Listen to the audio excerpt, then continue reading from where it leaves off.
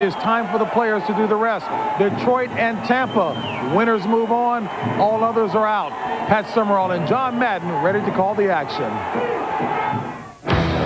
In the NFL, the new year comes a few days early in the form of the wild card round of the playoffs. For the Tampa Bay Buccaneers, 18 years removed from their last home playoff game, they hope to ring in the new year by continuing to ring their opponents' bells on defense. While their offense features the inside-outside combination of steamrolling Mike Allstott and catch-me-if-you-can Warrick Dunn. The Detroit Lions hope the new year brings them more of the same. More Herman and much more Barry. Sanders' 2,000-plus rush yards carried them to the playoffs. But he alone can't win them a Super Bowl. A New Year's resolution in Detroit? Give Barry some help, and it'll be a happy new year indeed.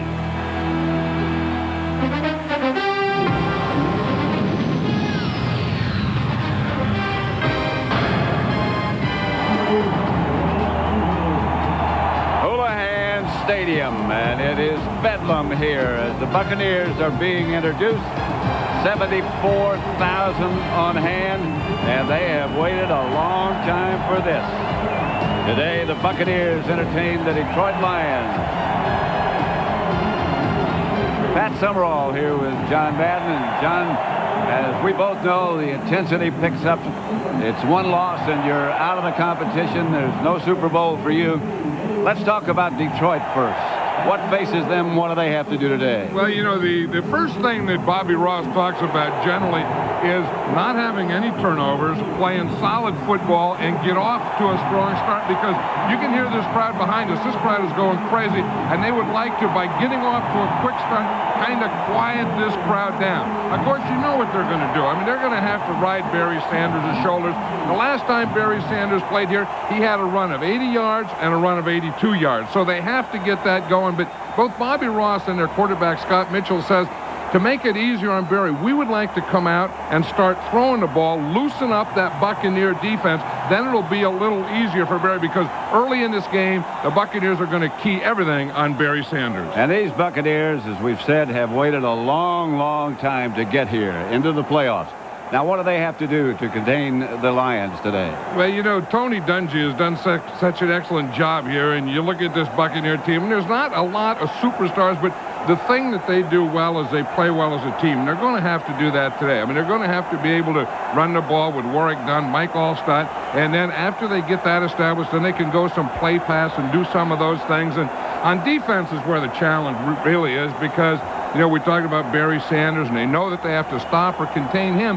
But then in doing that, you can't give up too much that you forget about Herman Moore and Johnny Morton out there.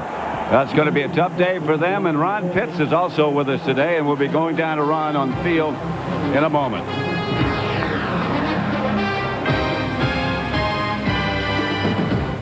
We're back at Erickson Stadium, where we're down to the final seconds of the game, and it's still tied. The kick's high.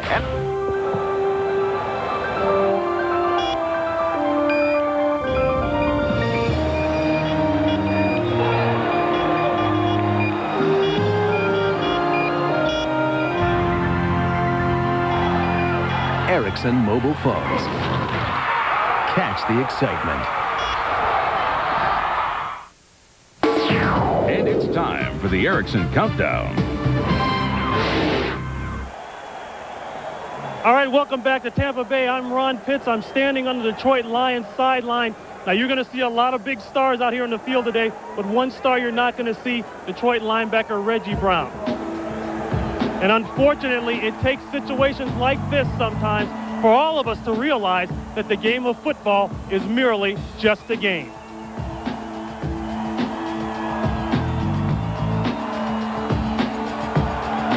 That was the scene last week in Detroit when linebacker Reggie Brown suffered a career-ending spinal cord injury. Now, on Monday, team Dr. David Collin came in. He talked to the entire team. He addressed them on Reggie Brown's situation. After that meeting, the players said they felt much more at ease, much more comfortable with the situation with Reggie Brown, even so much to the fact they could go down here, come down here, and concentrate and focus on this very big game. Now, one player in particular, Robert Forshea, had this very important message to give to Reggie Brown. We're going to play our hearts for you, man, and you know, we just want you to hang in there, which you will do. And you know, this season is going to keep on going, and you just keep fighting, and we know he will keep fighting, and we're going to be right there. You know, even though he won't be out there on the field with us, he's going to always be a part of this team. He's going to always be a part of us. The great news coming out of Detroit on Christmas Day, Reggie Brown was able to stand up with assistance. That's outstanding, and all of us here at Fox Sports wish him the best. Right now, let's go back up to Pat Summerall for the kickoff. All right, Ron, and Bobby Ross, who has handled the whole situation with such dignity and class, said to his team and to himself, there are two things we can do. We can pray for him, and we can play for him.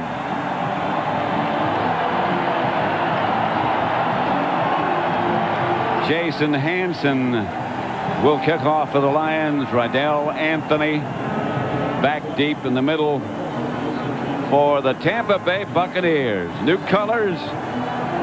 A huge complement of fans on hand. Today's weather, 52 degrees. The wind east, 6 miles an hour, so that shouldn't be a factor. And it's going to stay cloudy as Hansen gets this underway. Line drive kickoff to Rydell Anthony.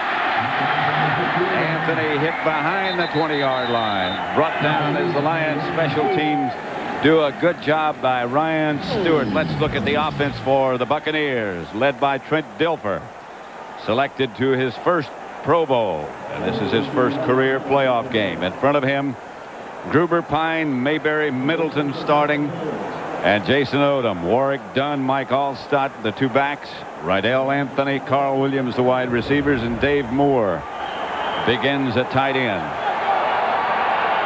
Trent Dilfer, 1-5 against Detroit.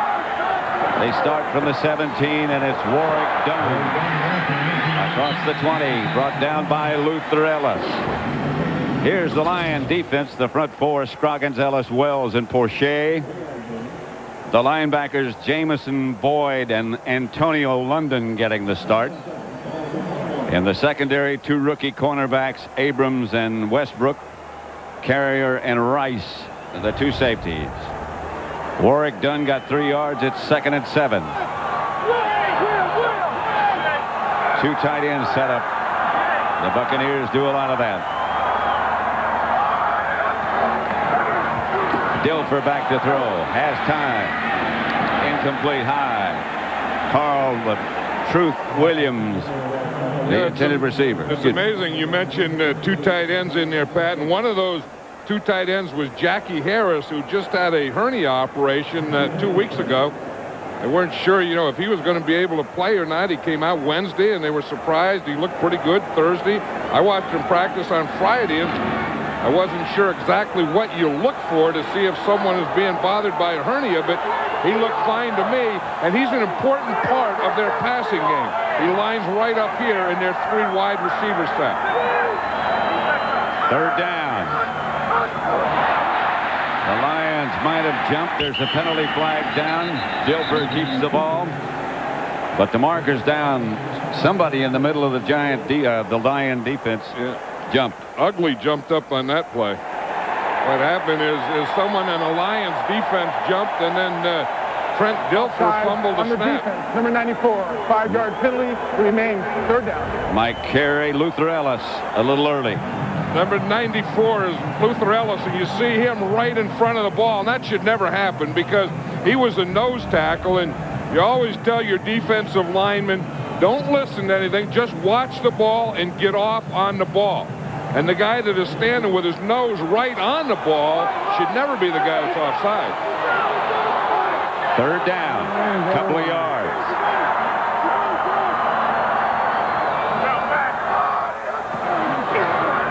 Dilfer back to throw it. Again has time now, pulls it down, and he's going to take off and stumble and dive. And close to a 1st down. He's got a bad ankle, but he still got airborne. Yeah, you can see his bad ankle is that right ankle. You can see he has a brace on that ankle, and then he has that black tape over the brace. having a difficult time with, because that's his plant foot. He's had to change his drop a little. He didn't get the first down on that play. And he can't move around. He said he's had to change thing and try and get in balance and change everything. And he said it's more of a nuisance than a real injury, but it's going to be with him until their season is over. Sean Landeta back to punt for the Buccaneers. Milburn deep for the Lions. Glenn Milburn. Outside the 35, about the 37. Let's look at the Detroit offense. Scott Mitchell, the quarterback. Against Tampa Bay, he's been tough. Roberts, Compton, Glover, Hardings, and Tharp in front. Barry Sanders with a fullback, Tommy Vardell, Morton and Herman Moore wide, and David Sloan, the tight end. There's 2 Tampa Bay Buccaneers that were down on that punt coverage team. Both of them stayed down. Might have collided with each other. Sheldon Quarles is number 53. Well, it was kind of they both got there and the ball carrier at the same time. Tyoka Jackson is the other. 0-0.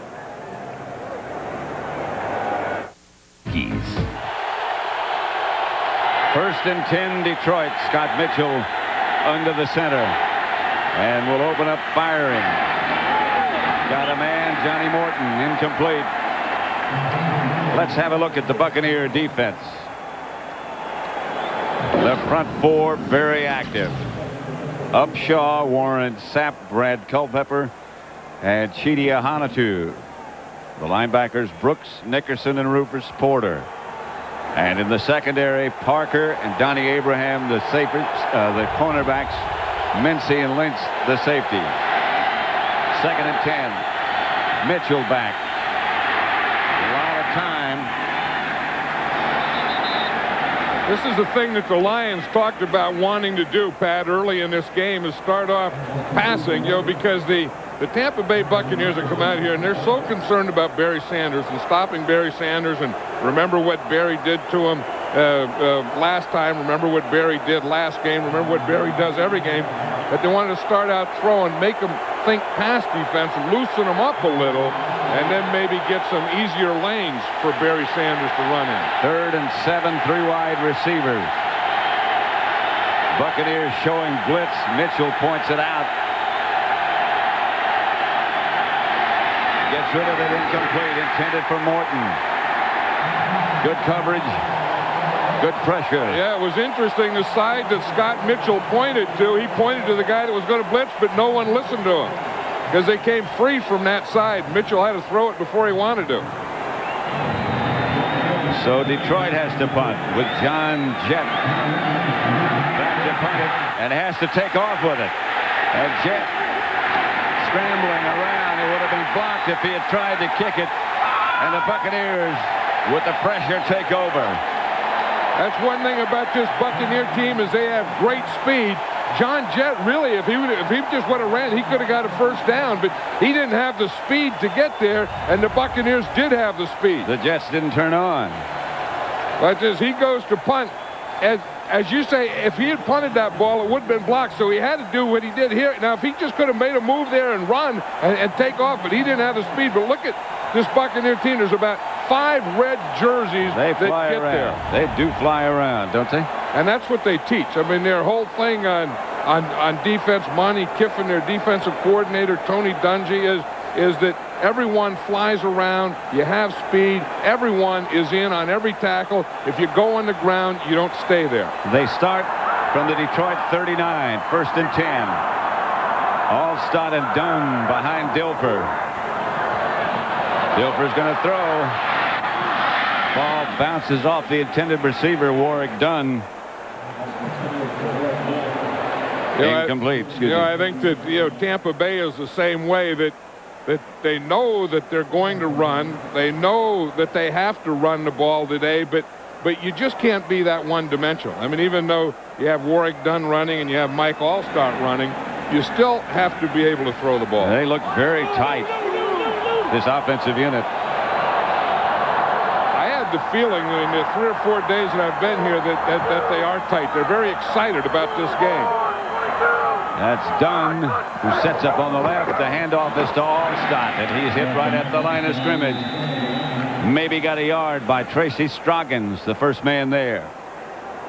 I think the Detroit Lions defense has really improved when Tracy Scroggins came back. You know, I mean, he looked like he's quick, and with Scroggins on one side, Porcher on the other side. On third down, they get a big pass rush. Then they have Luther Ellis in the middle, who's doing a heck of a job. If Detroit has improved anywhere this year, to me, it's been in the defensive side of the football. So it's 3rd and long all of a sudden. Now they better block Robert Porcher over on this side, down in the bottom here. Dilfer rolls out. Gets it to Dunn, incomplete. Couldn't hang on. Dilfer's ankle doesn't seem to be bothering him too much. Well, remember last week he got in a scramble situation, and not only scrambled, but he scrambled for a touchdown. And that's what he can do. I mean, he can move around and, you know, and buy a little time, because this Tampa Bay Buccaneer team is not a good pass protection team. They are not good in 3rd and long. Landetta gets off the punt. Milburn's going to let it go over his head.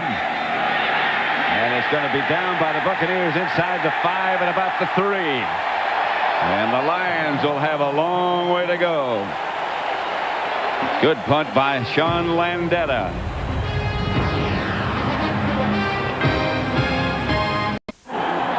Houlihan Stadium in Tampa. 0-0 score. The Lions and Buccaneers. Barry Sanders yet to touch the ball.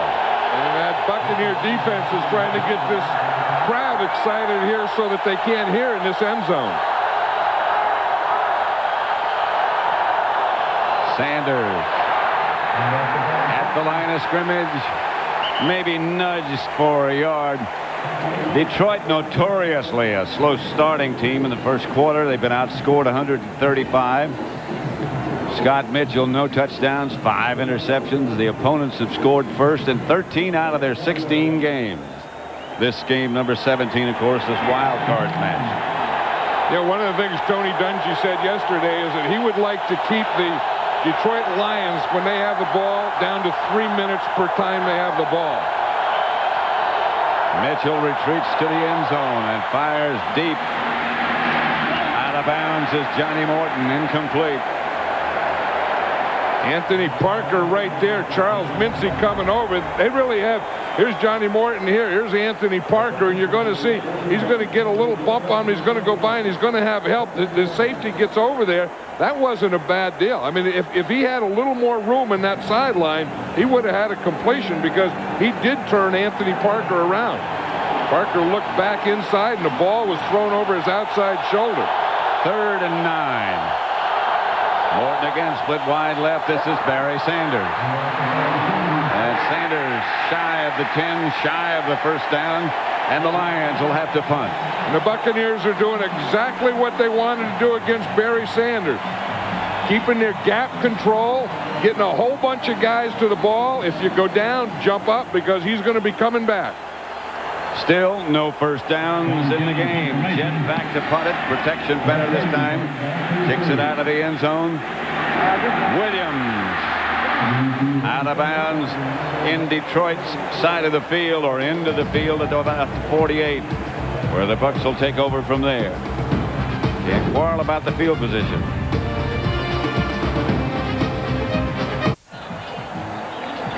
Detroit nothing, Tampa Bay nothing. 9:04 left in the first quarter.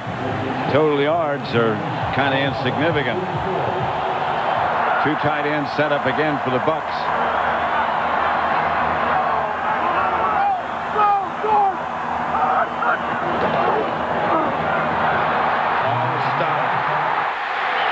Biggest run of the game so far, down to the Detroit 35 before he's stopped by the safety man, Ron Rice. Well, big Frank Middleton gets a block here. Now watch him. If you're going to run, you got to get this guy blocked here. You have to block Luther Ellis. Now he gets him turned, and then they can run right inside him. See Middleton right there? He makes the hole so that Mike Alstott has that cutback. And when you're Frank Middleton and you weigh 340 pounds, you can get a little hole for a guy. And your fullback behind you is about 250. He can make it a bigger hole. This is Alstott again. Fighting for yardage and didn't get the first down. Antonio London. And the other thing they didn't get is they didn't get Luther Ellis. No. On the play before that where they gained yardage, they blocked Luther Ellis. On that play, Ellis beat them. He got penetration, and he was in the backfield before they could get started. He's the key. If you're going to run inside, and most of Tampa Bay's runs are inside runs, you're going to have to get number 94 blocked. 3rd and a yard and a half at the Detroit 35, just outside the 35.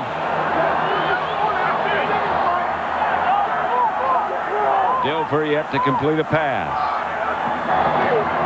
Back to throw again. The Detroit blitz missed. And Dilfer comes out around it and throws to Warwick Dunn. I beg your pardon, it's Williams. Carl Williams. Down inside the 10. It'll be 1st and goal, Buccaneers. Yes. Trent Dilfer does a heck of a job of getting away from Antonio London.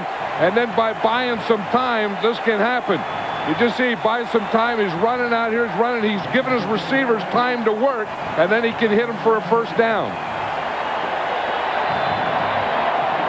Good throw on the run by Dilfer. Yeah, it was good at getting away from Antonio London first because no one blocked number 55 London. He came free.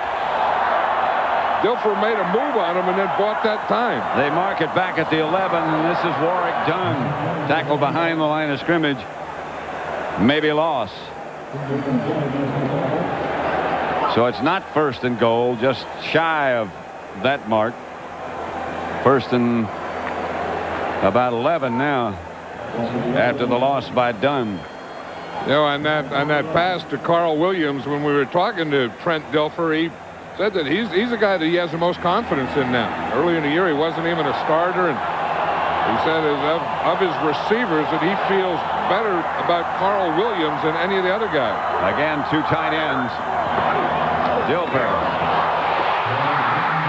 Warwick Dunn inside the 5. They still don't have him down, boys. He's quick. You see how quickly he gets in that thing. This is an amazing guy. I mean, he's 5'8". He weighs 180 pounds, but is he quick? And he's not an outside guy either. I mean, watch, this is at normal speed. And you talk about quickness, and Warwick Dunn makes moves all over the place. I mean, he'll make moves in the hole. He'll make moves after him, but does he get through that hole quickly? 3rd and 2. This guy is a fun guy. I mean, he has that twinkle in his eye, and there's something about Warwick Dunn, you just like to take him home. Dilfer clapping his hands and probably changing plays. Going to throw and does. Incomplete. Bounced off Jackie Harris. Ooh, Trent Dilfer knew it. He not only had a completion, but he had a touchdown there. At the line of scrimmage, you know, he changed something, but he's looking, and he's looking at Jackie Harris all the way, and he throws. That's a perfect pass. I mean, there's nothing you can say except Jackie Harris was open. He got open. Trent Dilfer found the open guy, watched him all the way, hit him with a perfect pass. Jackie Harris dropped the ball. Husted in to try the field goal.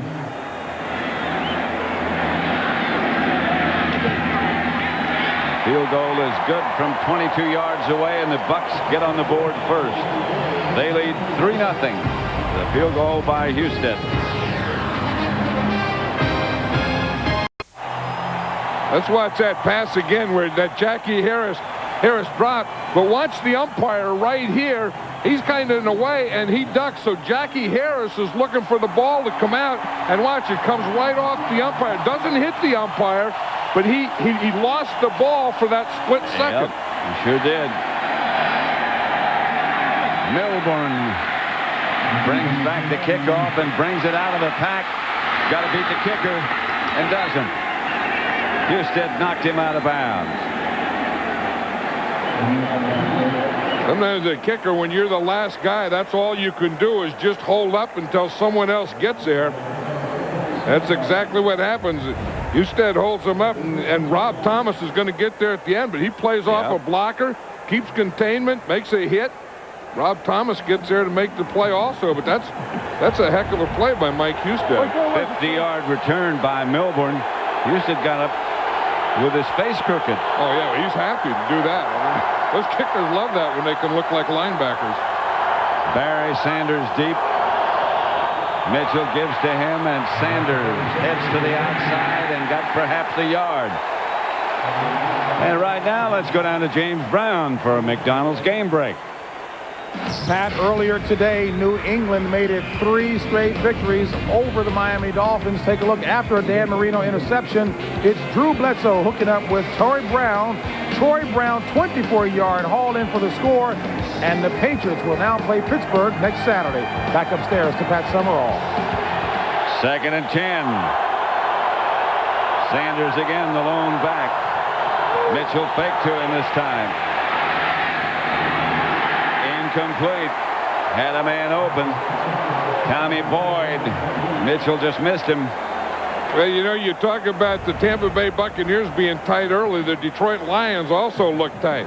Here's Mitchell coming on a bootleg. Boyd just comes across there. Tommy Boyd, he has that. He just drops it. I said Mitchell missed him. I'm wrong. Boyd missed him. No, Boyd just missed that ball. It just goes right through him. It's interesting, in this series, the Detroit Lions came out with that 3 wide receiver package and 1 back. Tommy Boyd, of course, being the 3rd wide receiver, along with Herman Moore and Johnny Morton. Mitchell back to throw. Goes high outside for Morton. Incomplete. And the Lions will have to punt. And the Lions off to another slow start. That was the thing that has kind of plagued them all year. Part of it is their slow start. Part of it is dropping the ball to Tommy Boyd. And then part of it, like this, is pretty good defense, too. Both teams look kind of tight. The Buccaneers came on a blitz on that time. Donnie Abraham did a good job of man-to-man coverage. Oh, Williams back deep. Jet to punt it. Oh, Williams. Trying to lost the ball, fumble, and it's picked up by the Lions. The Lions got it. The Lions would have to have control of it before it went out of bounds, and that's what happened. Is the Lions never did get control of it, so it's going to be Tampa Bay's ball. And Bobby Ross saying, "Fall on it, fall on it." That's Matt Russell. He's the backup middle linebacker, and that's all he had to do. Watch Carl Williams here. When you get in this point here, you should probably just go down and stop fighting. Here's Russell here, and that's what Bobby Ross was saying. You don't have to pick it up. You don't have to just fall on it. No one falls on it until it gets out of bounds. So the last guy to have control of that ball was Carl Williams. No Detroit Lion ever gets control of the ball. You see the strip there, the ball comes out, and no one gets control of it before it goes out of bounds. That's Warwick Dunn straight ahead, out to the 20. Buccaneers got a break when Russell didn't fall on that ball. Yeah, you know, you think anytime you see a guy that weighs 175, 180 pounds, that he's going to be an outside runner, but watch Warwick Dunn. I mean, he just hits that middle. Mike Allstott is the lead blocker. He gives him a lead. He doesn't need a big crack to go through there, but watch 40 come in there. Boom, he gets his block. And, you know, when Warwick Dunn is little anyway, then he tries to get his pads down as low to the ground as he can. Down again. And he's got the Buccaneers first down, stopped by Ron Rice.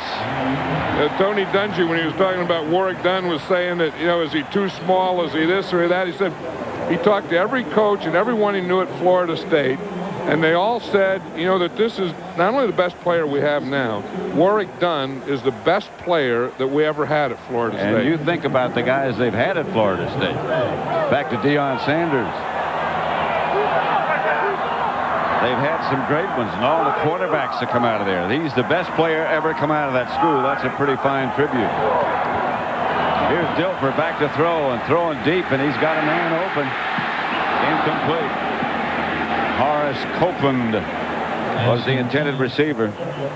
Yeah, that's what they do. Horace Copeland is now their third wide receiver. So if they want a third wide receiver to be an outside guy and to, hit a big one like that, they put Copeland in. Then if they want a third wide receiver to be a slot guy, they put in Rob Thomas, who's in there now. So Copeland is kind of the outside guy. They stay outside. They try and run the deep stuff with him. And then Rob Thomas would be a slot guy or a possession receiver type guy. 2nd and 10.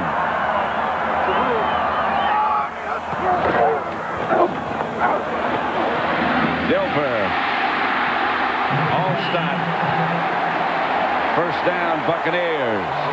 Mike Allstott has done it all in the first part of this game because we've seen him run with the ball. Well, we've seen him lead block for Warrick Dunn, and now we're going to see him catch the ball. See, Thomas comes in motion. It's a little play fake out of the I formation. Allstott was the first guy, and you see what happened. Warrick Dunn doesn't get a block here. Warrick Dunn should get that block. You see Porcher coming right through there. That's a tough block, though, when Warrick Dunn has to block Robert Porcher. That's almost an impossibility. Might have hurt Dilfer's ankle. Well, he has a tender ankle, and that ankle is going to get hurt every game he plays this year. That's Allstott to about the 44. Picked up 8 or 9. We talked about Luther Ellis, and if you're going to do anything, if you're going to pass the ball, if you're going to run the ball at him, you better get him blocked. When you do get him blocked, you can run like that. If you don't get him blocked, then you're not going to run. 2nd and 1. A minute 45 left in the first quarter at Houlihan Stadium. Total yards 80 to 10. Tampa's way, and they lead 3-0. Dilfer changing the play. Pass is knocked down by the Detroit defense. It was Mike Wells over on that side. Knocked that one down. You see, that's the thing that you can do is you can either rush the passer, or if you're not going to get there, you get your hand up in one of his passing lanes, and that's exactly what Mike Wells did then. They're running a stunt. He was watching. He sees Dilfer going back to pass, and it's not that he gets the hand up to knock the ball down. He gets the hand up to take away a passing lane. 3rd and 1.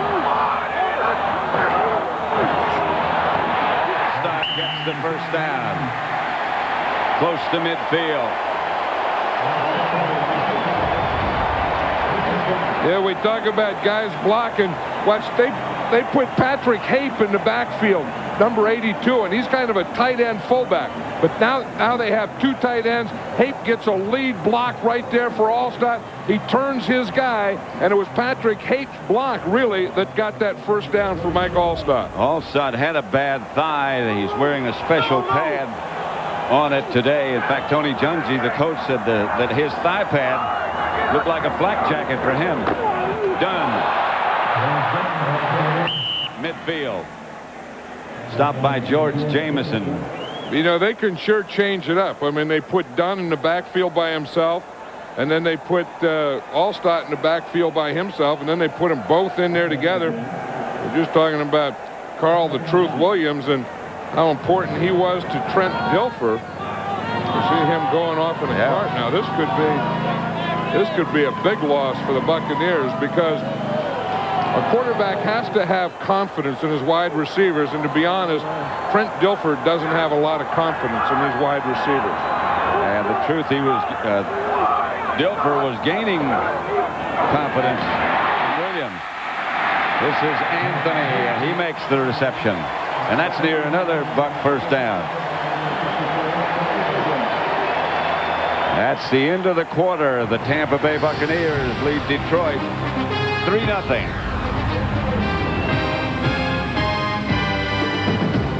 Vancouver on Sunday, January 18th at 4 Eastern, 1 Pacific. Right here on Fox. Buccaneers lead Detroit 3-0. Warrick Dunn.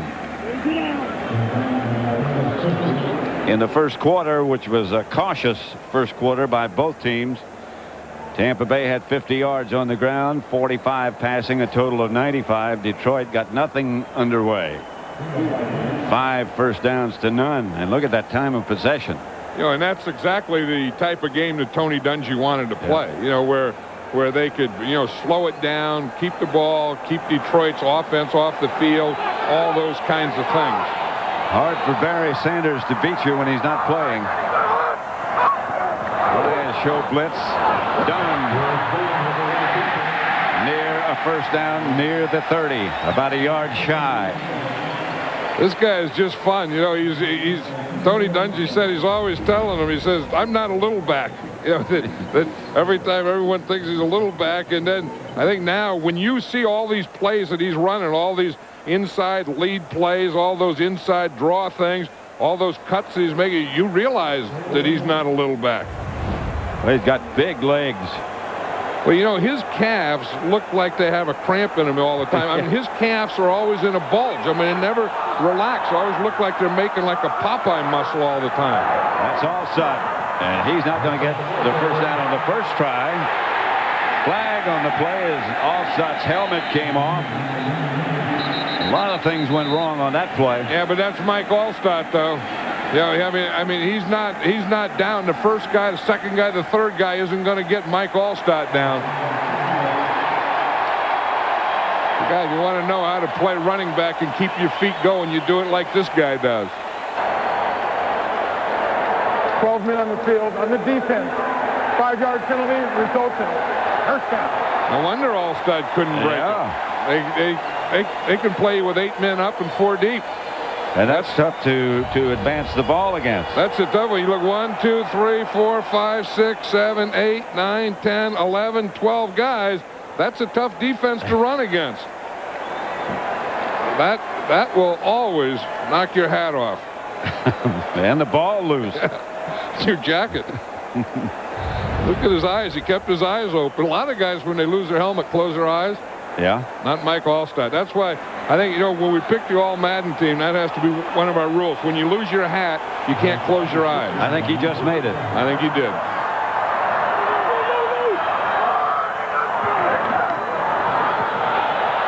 Reverse to Anthony.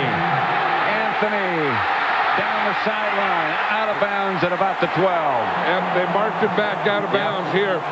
Riddell Anthony made a big play there, and again, they need confidence. You know, Tony Dungy was saying that he went into a mental slump, and he thought it was important that he caught his first ball today, which he did a couple plays ago, and now you can see that he's playing with a little confidence. Holding on the offense, number 83. 10-yard penalty, still first down. Moore called for holding, and they'll bring it back. This team has 5 tight ends listed. Yeah, here's Dave Moore right here. And see the hold right there. You see the left hand up there? You see he's holding it all the way. He never took it off. Sometimes an official will let you start that way. You know, if you get a hand outside the plane of the body. But what happened there is Dave Moore got that left hand up there, and he held it there way too long. And that was the side of the play, too. 1st and 18. Screen pass to Dunn. Warwick Dunn to about the 33. Stopped by Luther Ellis.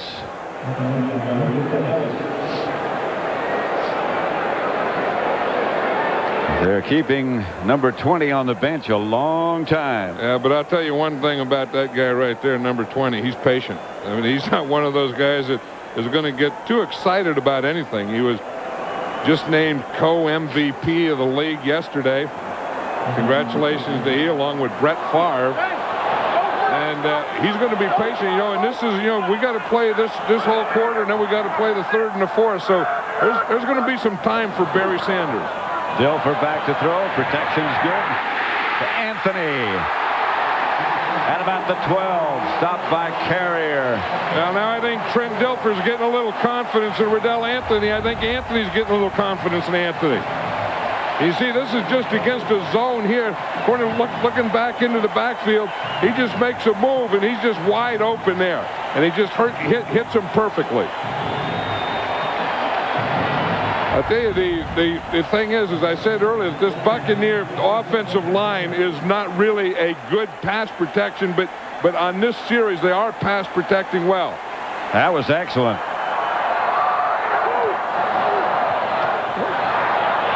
Dilfer back again.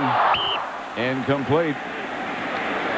Trent Dilfer is trying to calm down. You know, he's trying not to be an emotional guy, but maybe he's a very emotional guy. And he said, you know, when he first came here, he came out after his junior year at Fresno State, and with Sam Weiss, he said we really didn't get along and they didn't mature. And then one of the best things that ever happened to me was when Tony Dungy came here and brought a certain calmness, that Trent Dilfer never knew, but he had to learn. And he is learning it, but sometimes, like on that last play, it'll still jump out of there. Play number 16 in this drive coming up. That's Warwick Dunn inside the 10 to about the 8.5. You know, Warwick Dunn, we were talking about, is only 5'8", and it's interesting. You're 5'8", and he says then he tries to get his pads as low to the ground as he can. Now, if you get your pads low to the ground and you're only 5'8", then they're only going to be about 3 feet off the ground. So you have nothing to hit when he goes through there. So when he goes through that hole, he gets his head and his pads down. And then you're wondering where the heck. I saw a 2 and an 8 come in there. I have no idea where that guy went. Dilfer didn't like what he saw. Called timeout. Allstott had replaced Dunn. 10.5 minutes left to play in the first half. It's 3-0 Tampa Bay.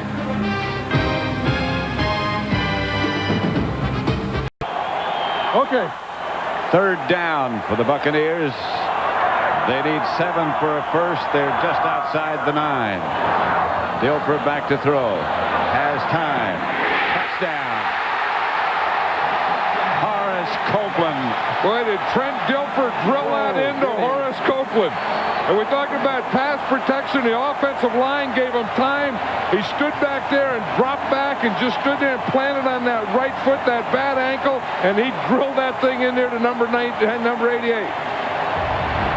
Watch the protection. It all starts right here. You see, you have to form a pocket. And look at the pocket right there that they formed for Trent Dilfer. And he can look and look and look and then step up and fire. And fire he did. And there's Copeland right there in the back line. Sometimes you work the front line, just the goal line, or sometimes the back or end line. Husted's extra point is good, and the Bucs lead the Lions 10-0. We're in the second quarter.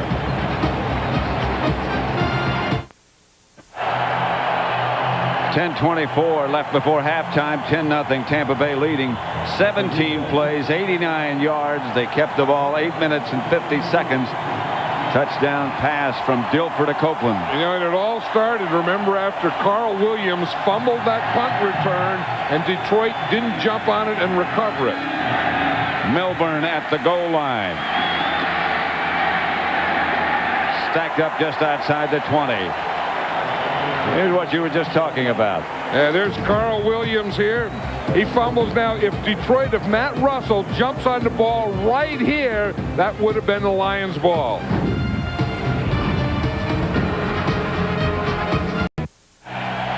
Today's overhead shots are from the Goodyear blimp Stars and Stripes.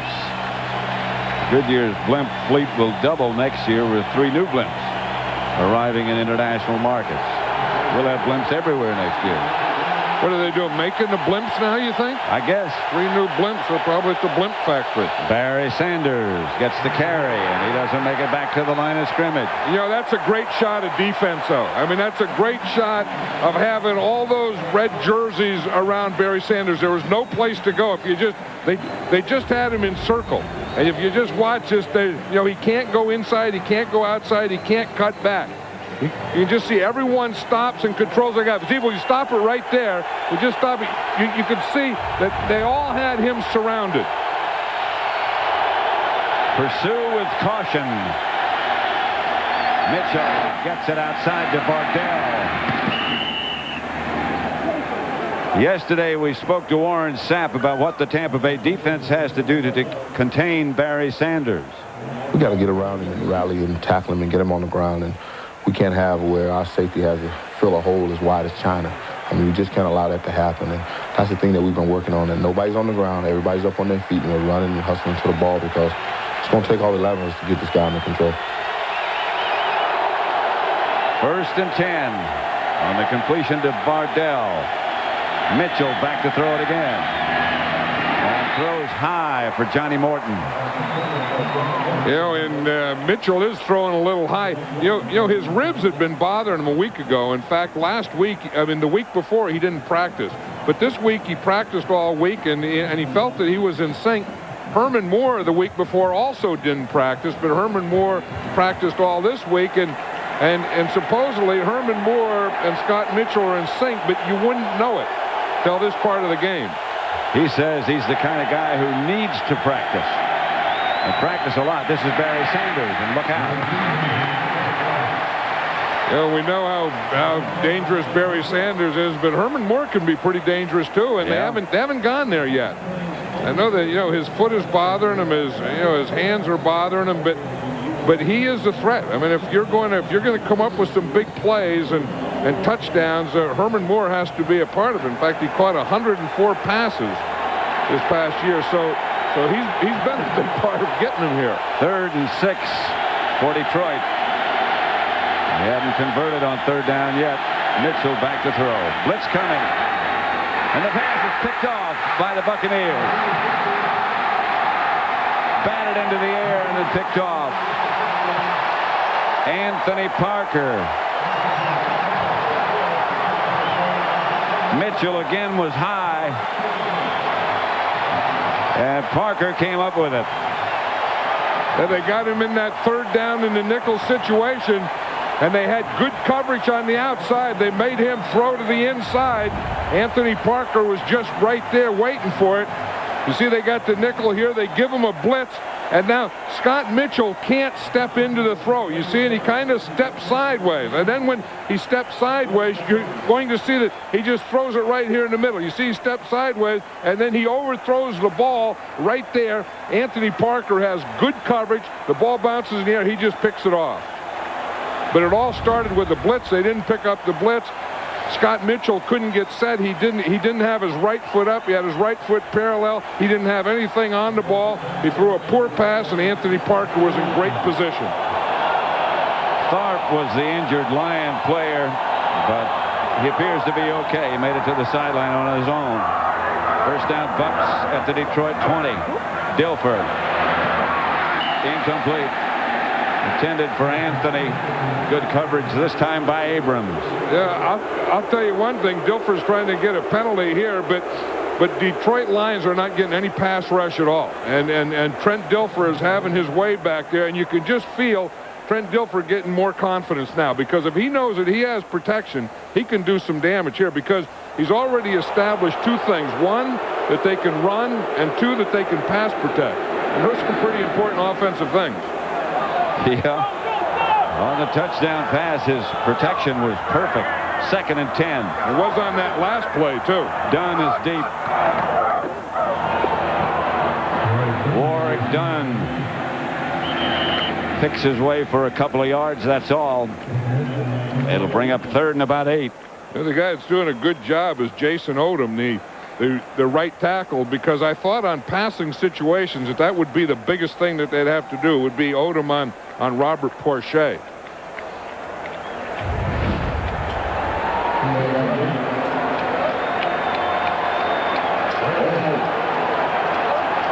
Third and 8.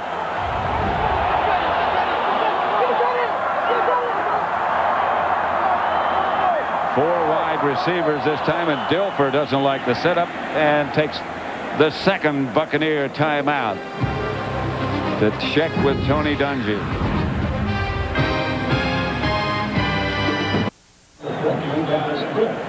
Pat Summerall, John Madden, Tampa Bay 10, Detroit nothing. 2nd quarter. Bucks have the ball at the Lion 18. 3rd and 8. Now they got Frank Middleton is playing right guard, and Jerry Wunsch, who weighs 333 pounds, is playing right tackle. That's about 700-pound a guy on the right side of that Tampa Bay offensive line. At least. Lions blitz, screen pass to Warwick Dunn, who can't go anywhere. Stephen Boyd saw the screen coming.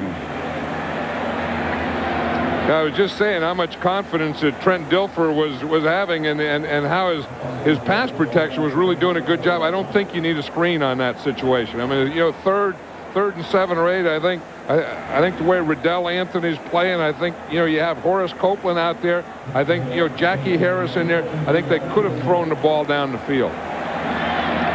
42-yard field goal attempt coming up by Houston. Walsh is the holder, the backup quarterback. If it gets there, that's good. 13-0 as Houston hits. 13-0. Tampa Bay leads Detroit.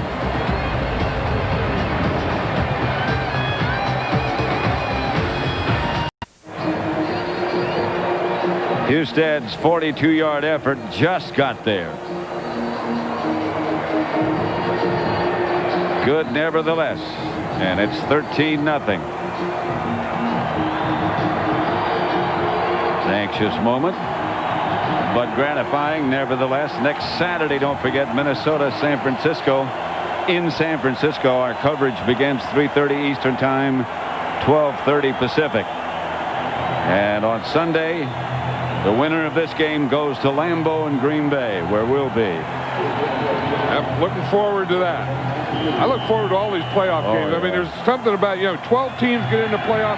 Of those 12, only one of them is going to win their last game of the year, and that's going to be the team that wins the Super Bowl. Milburn. Again, he has room. Steps out of a tackle and gets out to about the 34-yard line. And again, let's send you down to James Brown for a McDonald's game break. Pat, New England had Dan Marino's number this year. This interception by Todd Collins was the 3rd time this season that Marino had been picked off by the Patriots and had a return for a score. The Patriots advance to play Pittsburgh next Saturday. Back upstairs to Pat Summerall and John Madden. And it's 13-0. The Buccaneers leading the Lions. Where are those guys? Are those guys downstairs or are they across the field? They're across the field. Yeah, they're not on the field, though. Safely in a tunnel over there somewhere. Could they put them in a tunnel? Yeah.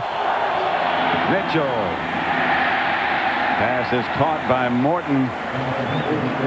You know, the two things that surprise me is one, that they haven't gotten to Herman Moore. And, you know, I think that that's something that they have to do. I mean, get the ball out there to Herman Moore.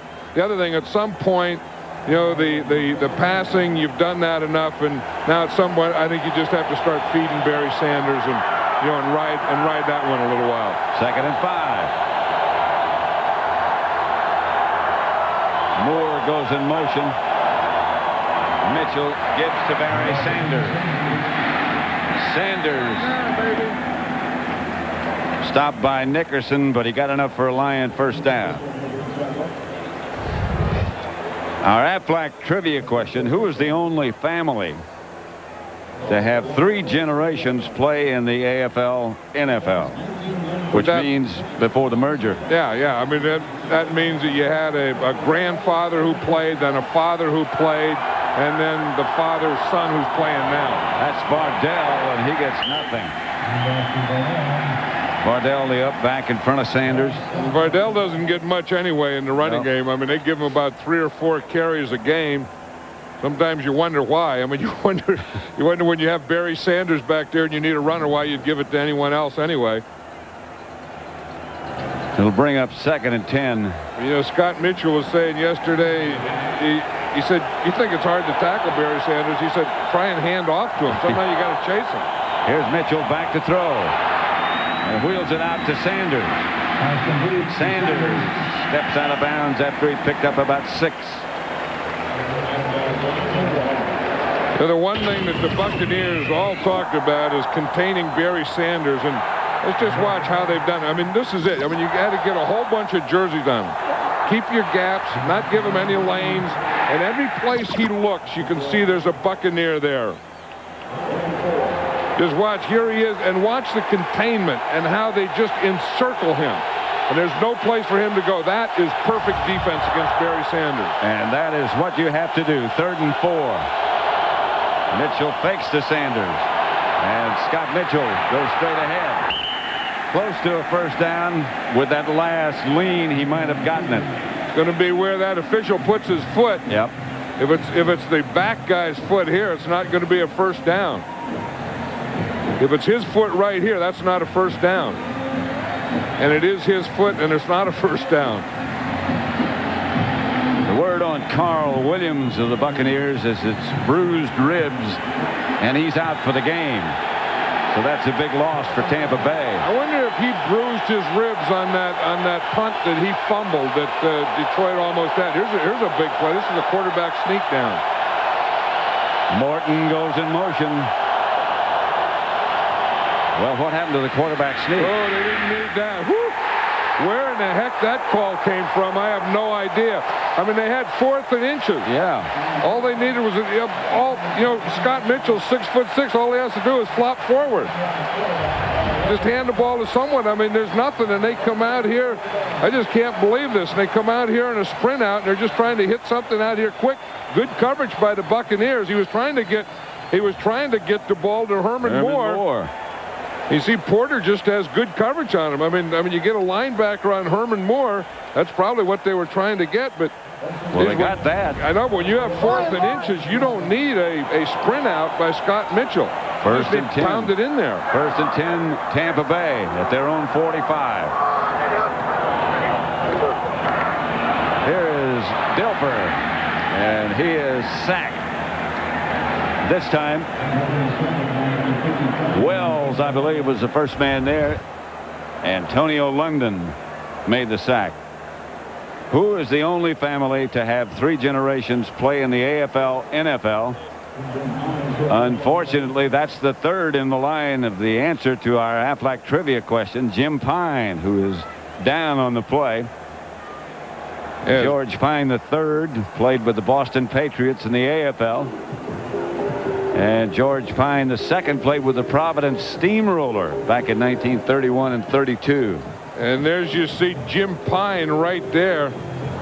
Legs got caught underneath him. He's just coming back from an injury. He'd missed a couple games. Ooh. Wow. Not supposed to bend that way. I know Jim Pine, and I know George Pine II, and I know George Pine the 3rd or 4th. You know all the Pines. Well, yeah. One of them, George Pine, went to school with my son Joe. 13-0.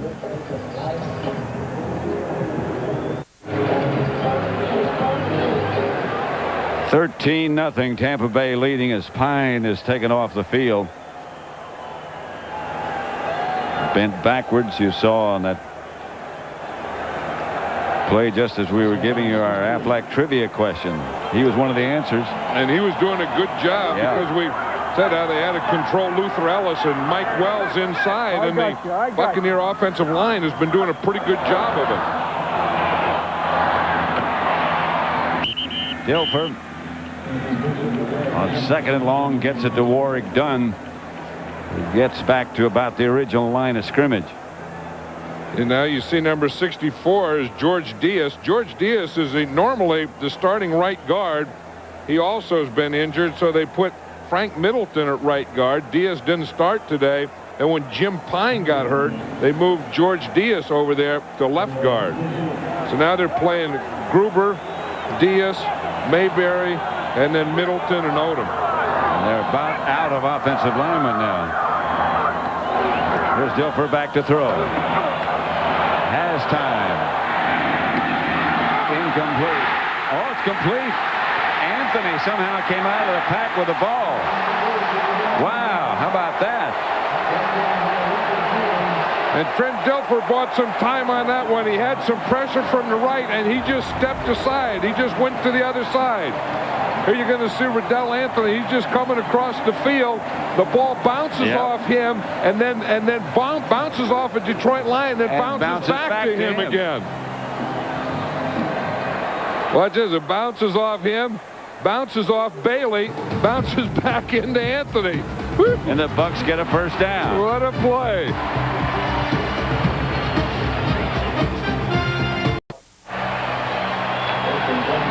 Back in Tampa Bay, where the Buccaneers lead 13-0. And they're at the Detroit 26, and Warwick Dunn scoots for a first down to about the 15. Yeah, I think that's the key word, scoots. I think that's exactly what Warrick Dunn did on that. He scooted. And he scooted to the right, then he cut back, then he scooted outside, then he scooted inside, then he scooted around him. This is a pretty good scoot. Here he is right here. You just see him in a 2-point stance. He just gets a lead block there again from Mike Allstott, and then he starts scooting. He scoots, and he stops, and he scoots, and he stops, and he scoots some more. He is quick. That's done again. Down to about the 12, the fumble, and the Lions are indicating they have it. And they do. They do. The Lions recover.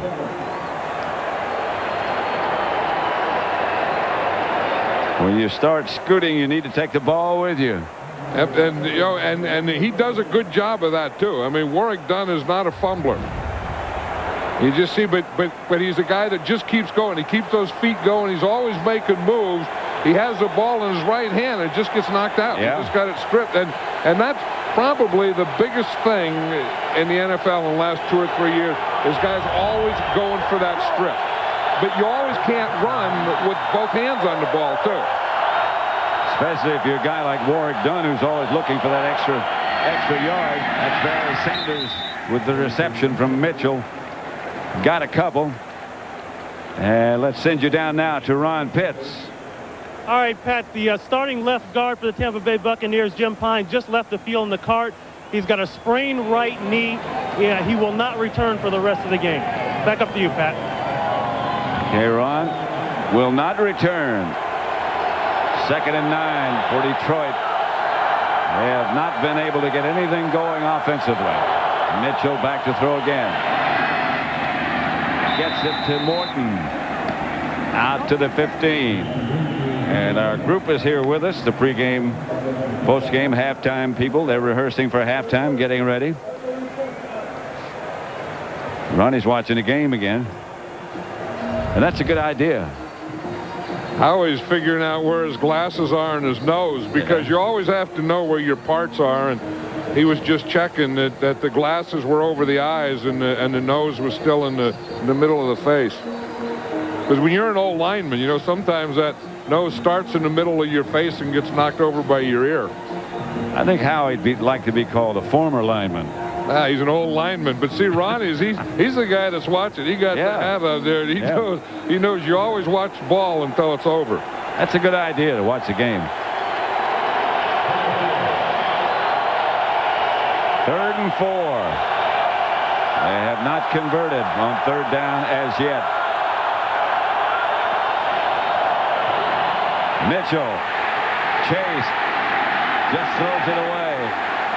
Yeah, that's the one thing about rushing Scott Mitchell. If you can break someone or make him think that you do, he'll take his eyes off his receivers and he'll look at the rush.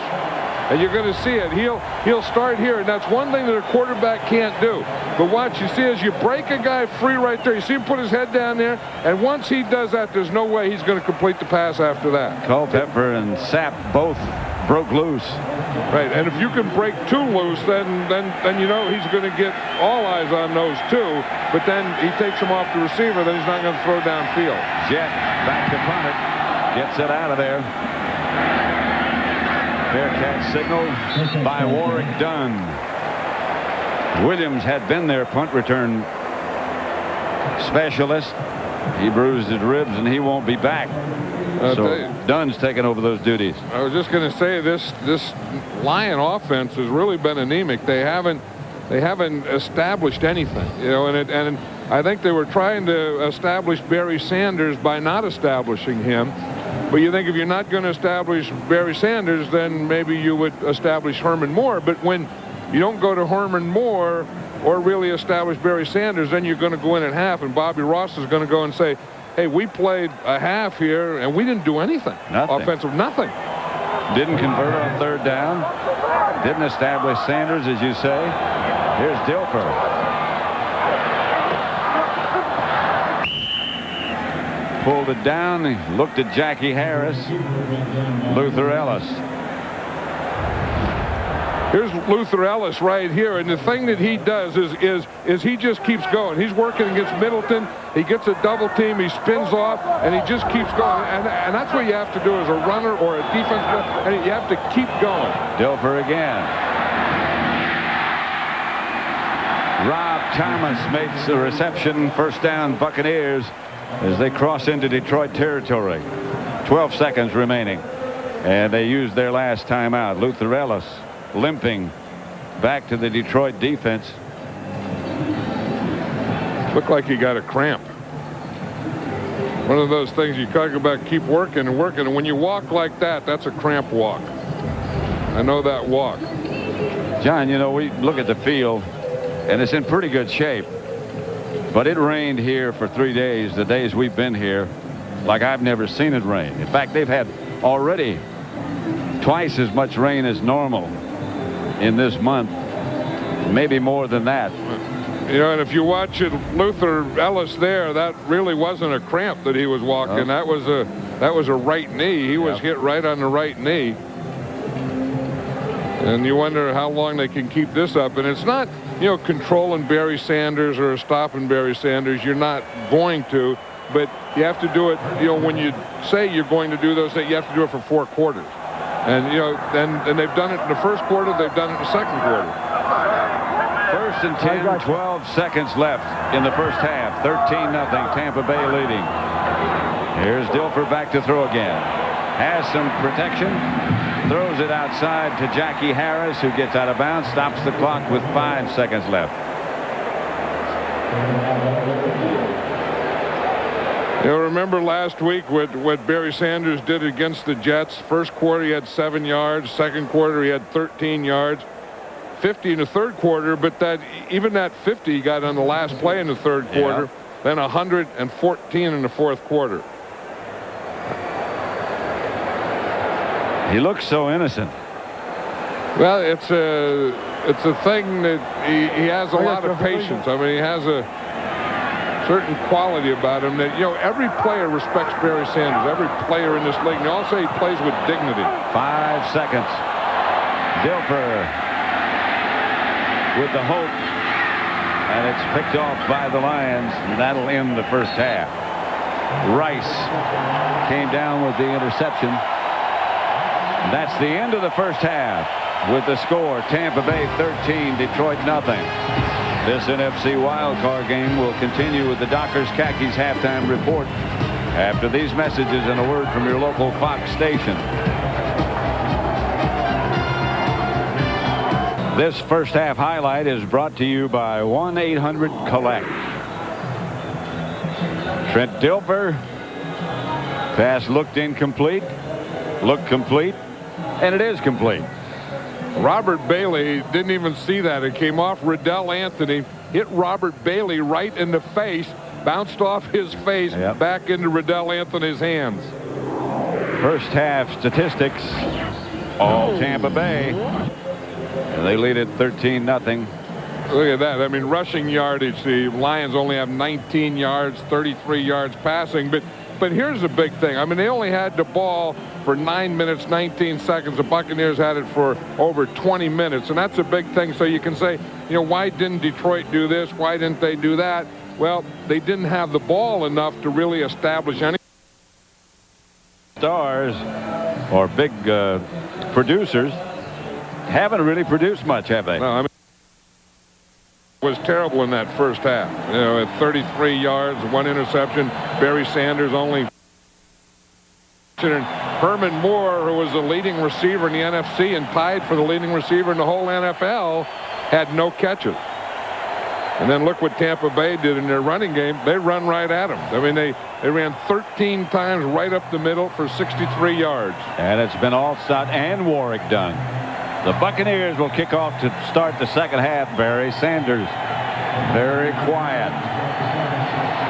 Glenn Milburn back deep to receive and return to kickoff.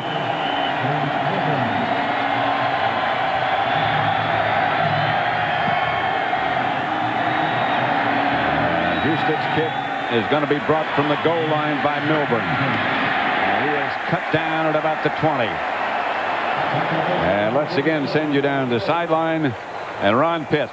All right, thank you very much, Pat. Talked to both coaches going off at halftime. Bobby Ross said, we have got to get our big play people involved in this game. He mentioned specifically Herman Moore. I asked him more carries for Barry Sanders in the second half. He said it again. We just got to get our big play people involved. On the other side of the ball, Tony Dungy, he said, I like the way the game's going, but we got to make sure we play great run defense and not have the stupid turnovers. All right, Ron, thank you. And that's exactly what John Madden's been saying. The big play people haven't gotten involved. This is Barry Sanders. He gets a couple of yards. That Tampa Bay defense has done an excellent job in controlled pursuit. You know, and watch Warren Sapp here. That's the guy that Bobby Ross says that he challenged his guards and said that's the guy we have to control. But it's hard to block down, have your tackle block down and run away from him, because unless that tackle cuts him, there's no way you're going to stop Warren Sapp from pursuing. Buccaneers haven't lost when they led at the half. Here's Mitchell back to throw. Gets it outside to Sanders. Bad throw. Yeah, I mean, Scott Mitchell's had a whole bunch of bad throws today.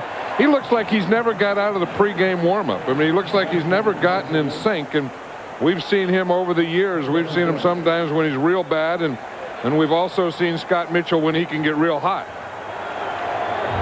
Right now, he needs to get real hot. Look who covered Barry Sanders on that last play, Pat. It's Warren Sapp.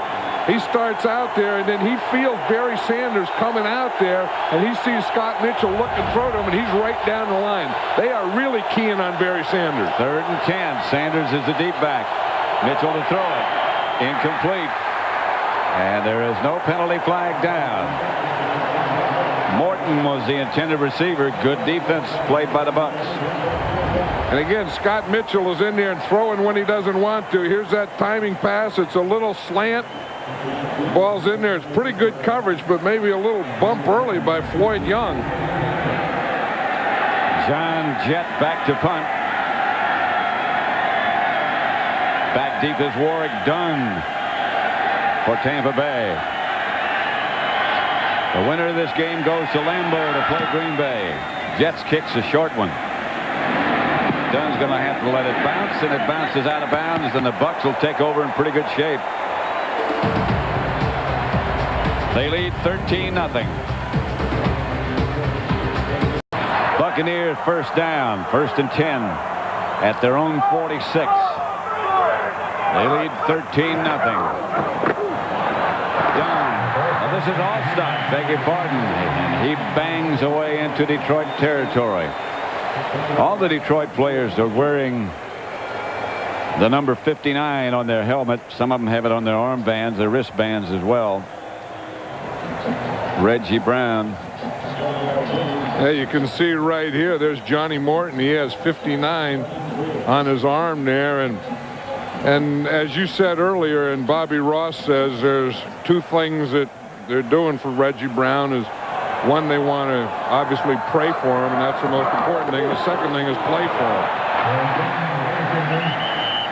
Warwick Dunn gets the Buccaneer first down. They run straight ahead.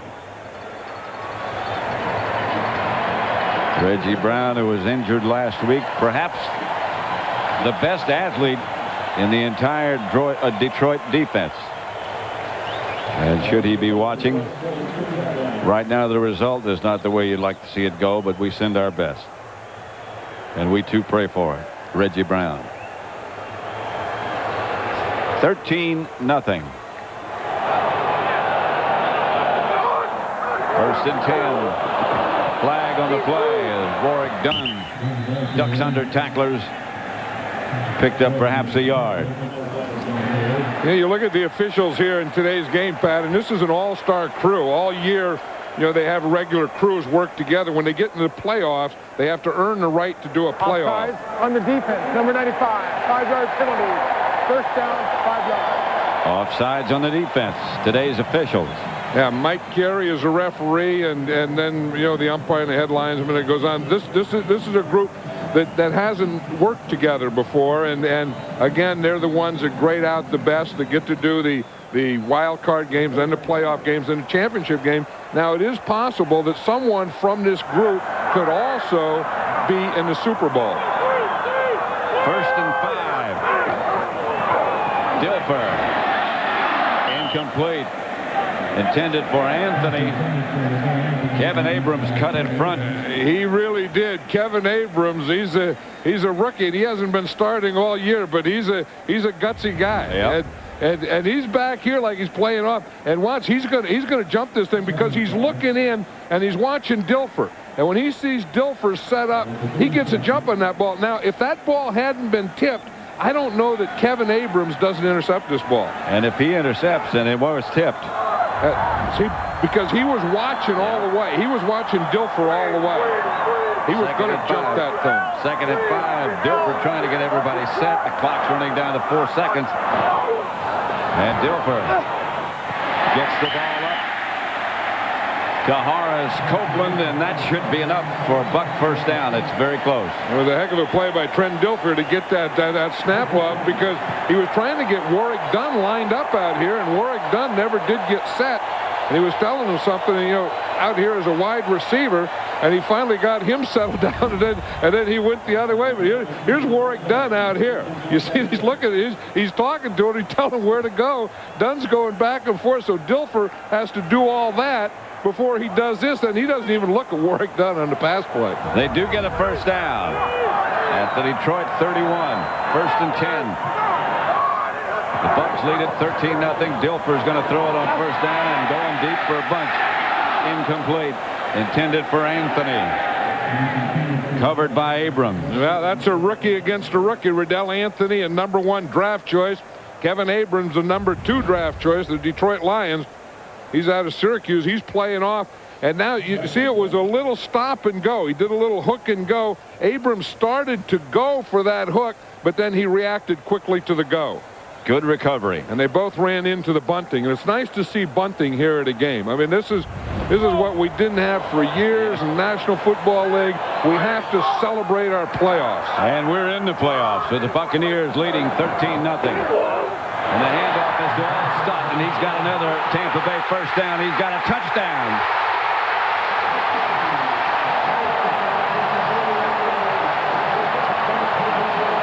Mike Allstott shedding tacklers. Puts the Buccaneers further ahead. They pounded on him, and they pounded at him, and they pounded at him, and they finally broke him down. But just again, we see Hape in there with the lead, and Allstott just runs right through everything. These runners, Warwick Dunn and Mike Allstott, they're a great 1-2 punch. And as you said, they just wore him down. Houston for the extra point. Walsh holding.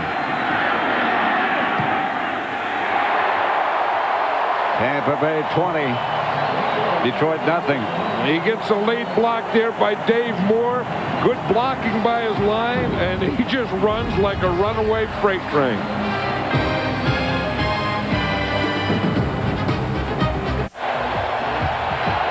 Buccaneers set to kick off. They lead 20-0. It's Kenny Gant. Remember him when his days with the Cowboys, the Shark on special teams. The old Shark, and he always does that. He goes way back into the end zone and starts to fire up the whole crowd before he finally starts down in the kickoff coverage. Milburn about a yard deep in the end zone. Bucks stop him shy of the 20 at about the 18.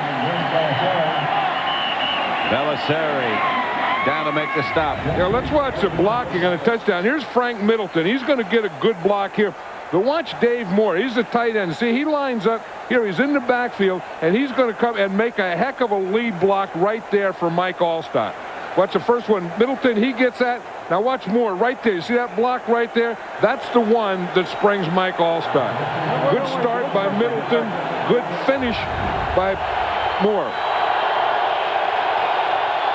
A pretty good run by Allstott. By the time that's what it's all about, isn't it? By the time he gathered a head of steam and got to the safety men, they had no chance.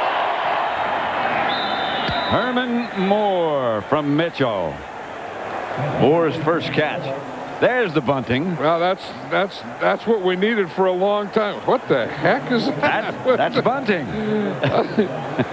How in the heck did that? What are you running for? I don't know. Up jumped ugly. Who spread that? Okay, that's enough of that. Get up. I have no idea where that came, but I've always said that we ought to have bunting at our openings, and we ought to have bunting at our playoffs. Madden bunting. Blitz coming. Sanders coming. And Barry Sanders steps away from a couple of tacklers. His best run of the day. Yeah, did you see that block by Herman Moore? Anytime you get a good run by a running back, you're going to get a good block by a wide receiver. And Herman Moore is one of the best blocking wide receivers in the running game that there is in the league. I mean, he catches his 104 passes, but he also, when Barry Sanders runs, Herman Moore is a blocker. And the Lions at midfield at 45. Beg your pardon, not quite to midfield, but they will be soon. Sanders runs out of bounds at about the 44-yard line of Tampa Bay. You can't relax. It's just a matter of time. You just wonder if they have enough time being down 20-0. Lions have a player down. I believe that's Sloan. 20-0.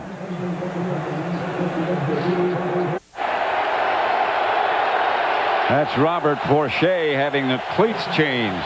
You know, this is a heavy field, and I think that Porcher and the other rushers are having a little trouble with their footing, so they're going to a longer cleat. Mitchell fakes to Sanders. He's chased and throws it away. Metzelaars was the nearest Lion. Reagan Upshaw got up the field on Mitchell that time, and he was watching Upshaw, and that's why he threw that thing away. But look at Barry Sanders here. His first 7 rushes, 15 yards, then the last 2, 26 yards. You know, one of the ways to stop Barry Sanders, too, is to get so far ahead that the Lions just go away from the run. I mean, over the years, that's a way to do it, where running doesn't make a whole heck of a lot of sense anymore. A Tampa Bay timeout. They lead 20-0. First began to cover live sports right here in Florida at the Orange Bowl. Good view today. Did you see that view? They saw, you know, the stadium here they're playing, and then right next door is the new stadium they're building where they're going to play next year. Mitchell gives to Sanders. Sanders picks up a couple. You know, one thing the Lions have done is they've gone to 3 wide receivers, and they've gotten the Buccaneers to play a nickel defense. But here's that. Yeah, here it is right here. That's a new one, and it's you can see that it's right next door. Here's the one we're playing today. Here's the one they'll play next year. And that's going to be a beautiful place. I mean, they've gotten it up in a hurry. Yeah, they got all their height on it already. 3rd and 5. Mitchell with Sanders deep. Boyd in motion. Mitchell is going to take off with it, and he's got some room to run. Scott Mitchell slides at the 25 and slides down to about the 24. I was saying on the play before that it looks like what Detroit's trying to do now is spread out this Buccaneer defense and maybe get them into playing a nickel defense the whole game, and then maybe that'll be a little easier for Barry Sanders to run too, because by going 3 wide receivers as they're doing here, that means that Tampa Bay is going 5 defensive backs, so they have 1 less linebacker in there.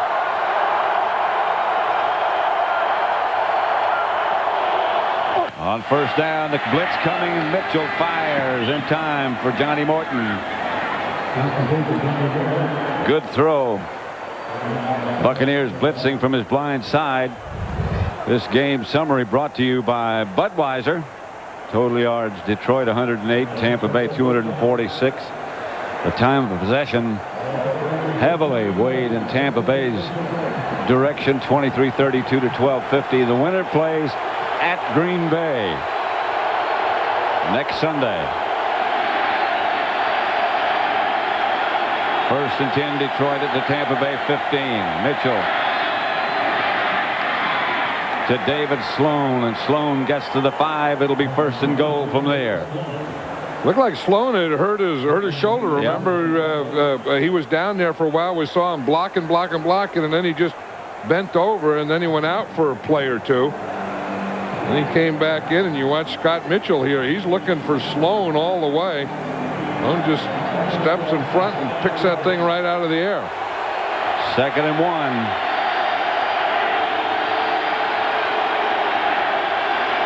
Sanders deep. Sanders caught behind the line of scrimmage. I'll tell you, this Buccaneer defense has done a heck of a job on Barry Sanders. I mean, they know. I'm not saying they're going to be perfect in all areas, but watch these guys all surround Barry Sanders and not give him a place to go that way, a place to cut back this way, or a place to go to right, left, middle, anywhere. They got him surrounded. There's no place for him to go. And then a rule, if you go down, don't stay down. Watch how they go down, and they all bounce up. The only guy that didn't was old Culpepper. He stayed down, didn't he? 3rd and 4. Mitchell rolls, and he's got some room to run if he decides. Out of bounds.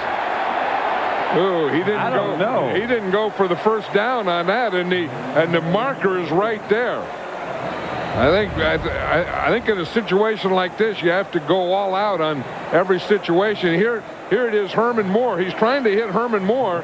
It looked like he could have led him to the corner. Now he starts to run, and it's too late. I don't know that he couldn't have cut that thing back and got a few more yards. As it is, they have about 3 yards for a 1st down. The Lions, trailing Tampa Bay 20-0, have 4th down approaching. You know, years ago, Pat, I learned that the toughest points that you get are always the first ones, and I always believe that you get something and then you build off that. I think there's 4th and 3. I know they're down 20-0. I think this is a situation where Detroit should kick a field goal. 11th play of the drive upcoming. Mitchell is still on his feet, comes out of there, fires incomplete. He did an amazing job to come out of the trap and get rid of it, but they come away with nothing. And that's the thing, you know, everyone thinks you go for it on 4th down like you're going to make it all the time, but if you don't make it, as you say, you come away with nothing, and you still haven't broken the glass. You haven't got any points on the board. You still got that shutout, and somewhere you have to break that shutout down first. Herman Moore had no chance. Scott Mitchell had no chance. The coverage downfield was excellent. They have 2 receivers in the same area. That's easy to cover. And then at the end, they had 3 receivers in the same area. So the Bucs take over. 1st and 10, leading 20-0. Dilfer going deep, and he's got a man open and just misses him. Rob Thomas had 2 or 3 steps. And he should have just run right through that one. Right now, let's go down to James Brown for a McDonald's game break. Pat, it was a very efficient day for Drew Bledsoe of New England. Take a look as he hooks up with Troy Brown, his only touchdown toss of the day. But again, he made no big mistakes, and New England, the benefactor, New England goes on to play Pittsburgh next week. Back upstairs to Pat Summerall and John Madden. Brad Culpepper over on the sideline in obvious discomfort. 2nd and 10. Dilfer went for a bundle on 1st down. This time he gets to Allstott, and Allstott is hit right up the line of scrimmage and surges ahead for a couple of yards. That's all. You know, Tony Dungy on the sideline has his son James holding the court. You know, that's a big position now, and there's James right there, and he walks around by his dad. James is going to be 11 years old this next week, but Tony says that for this game, you know, he's pulling out all stops. He said James's record, James isn't even going to look up. He's not going to show us what to look at. He's not even watching his dad. But his record this year is 2-0. So Tony said, statement, yeah, James is 2-0. So Tony says, I'm pulling out all stops. We got to win this one. James got the job. Dilfer gets to Dunn this time, and the Bucs will have to punt. James is, if he rises to the occasion, he won't see it. Well, yeah, I don't know if Tony's dragging James or if James is leading his dad. But James isn't going to watch it. I think that he thinks that if he watches it, maybe something bad will happen. Landetta. Milburn will retain the kick. The coverage is great. The ball's loose. The Lions pick it up. And down they go. Ryan Stewart picked the ball up. Got back to about the 38-yard line. That was almost real disaster for Detroit. Milburn here he's waiting for a block, but it looked like he was trying to run a reverse is what he was. I don't know if that was a lateral or a reverse because he waited and waited like he was waiting for a block there. Then I think he was waiting for the reverse to come. And then the ball went out of there, and luckily they got it back. But now you look at this situation here. Had they kicked a field goal, they'd have the ball back now. There's still plenty of time, and it would be 20-3, but they'd have that 3 to build on instead of that big 0 sitting there. Sanders, the ball carrier, and Barry Sanders gets out to 45. Warren Sapp made the stop. Don't forget, coming up in San Francisco on Saturday, Minnesota, after that stunning upset over the Giants, the win yesterday. That coverage begins at 3:30 Eastern Time, 12:30 Pacific, and then Sunday, the winner of this game against Green Bay at Lambeau Field in Green Bay. Coverage begins at 11:30. So up in Green Bay, they're all watching this game and deciding who they're going to play, and then the coaches will go to work on them. One thing they know, they've played both these teams twice. Mitchell just gets rid of the ball, throws it away. He was in the grasp of Culpepper. He wasn't hurt too bad before. The thing about Culpepper, he's a scrapper. Both of these guys. Here's Brad Culpepper right here, and he's that cocked nose tackle. You see, he just starts to the outside. No one blocks him. They were sliding their line to the right away from Culpepper, and they didn't even block him. Culpepper just ran right by him. That's a combination, isn't it, of Brad Culpepper, a nose tackle, who is also a lawyer. And next to him is Warren Sapp, who is a dominant player. Really. There's Mitchell back to throw on third down. Swings it outside, incomplete, intended for Sanders. Warren Sapp is one of those guys that raise havoc, even when he's doubled. He keeps going there. He lets Scott Mitchell know that he's there. Watch Warren Sapp here. They're going to double team him. You see, he starts and he gets a block there, and then they come over and they just whipped on the double team. But he's letting Scott Mitchell know that when Scott Mitchell throws the ball, number 99 is going to be on him. Back to punt is Jet. Warwick Dunn back deep. High snap. A fake. Beg your pardon. Jet had such a good fake, I didn't see it. And Rivers wound up with the ball and gets a Detroit first down. Now, Ron Rivers was the fullback, and they snapped it short to the fullback. Watch, here's Rivers right here, and they just snapped the ball there. Now, he just takes off. You see, he gets a block right there, and they pack everyone to the inside. Rivers just takes it to the outside. There's no containment at all, and Rivers sees that he has a first down. That's not a bad play. I mean, they had to. You would think that Tampa Bay would really be looking out for that play, though. What a fake by Jet. He jumped as if the ball went over his head and started chasing it. It's to Sanders. He gets a few. Such a good fake. I didn't see it. Goes right to the fullback. Yeah, you see now, here's Jet. He's going to fake it, but the ball's going here, and he's going to fake like the ball went over his head. But it just that's what I saw. Yeah, he jumped up, did a pirouette, and darn near fell down. 2nd and 7. Mitchell back to throw. Has a man, Herman Moore, wide open. Mitchell hit him with a Buccaneer looking right in his face. This is the thing that Herman Moore is so good at. I mean, he's, he can run patterns. He has great hands, but he's a big target in there. And anytime they have a zone, he can just get in there and sit down. And your quarterback can look, and you can always find that big target in the middle. 1st and 10, Detroit. Hand off to Sanders from behind, and he's hit after he picked up about 3. Again, good pursuit.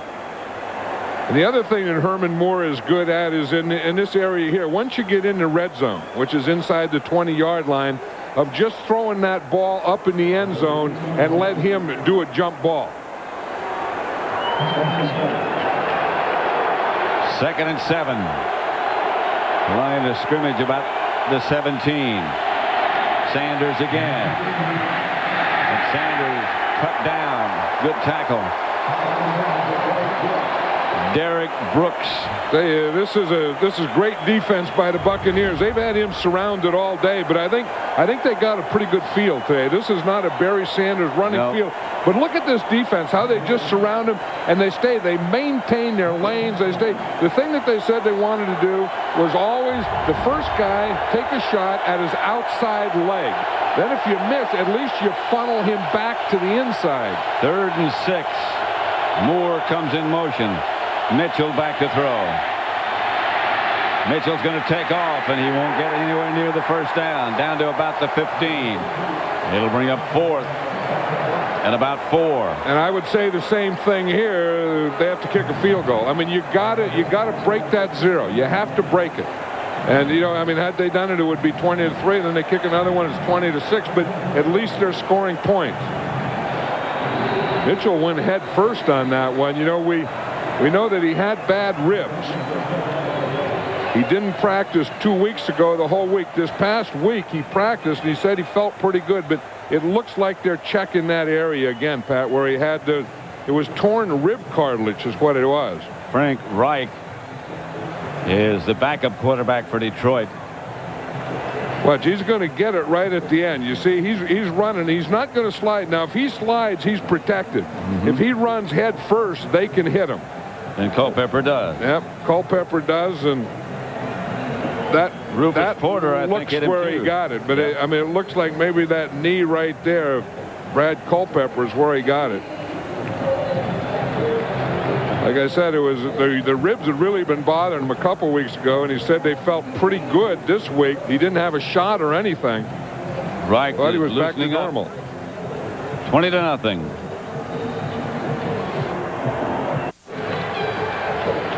51 seconds left in the 3rd quarter.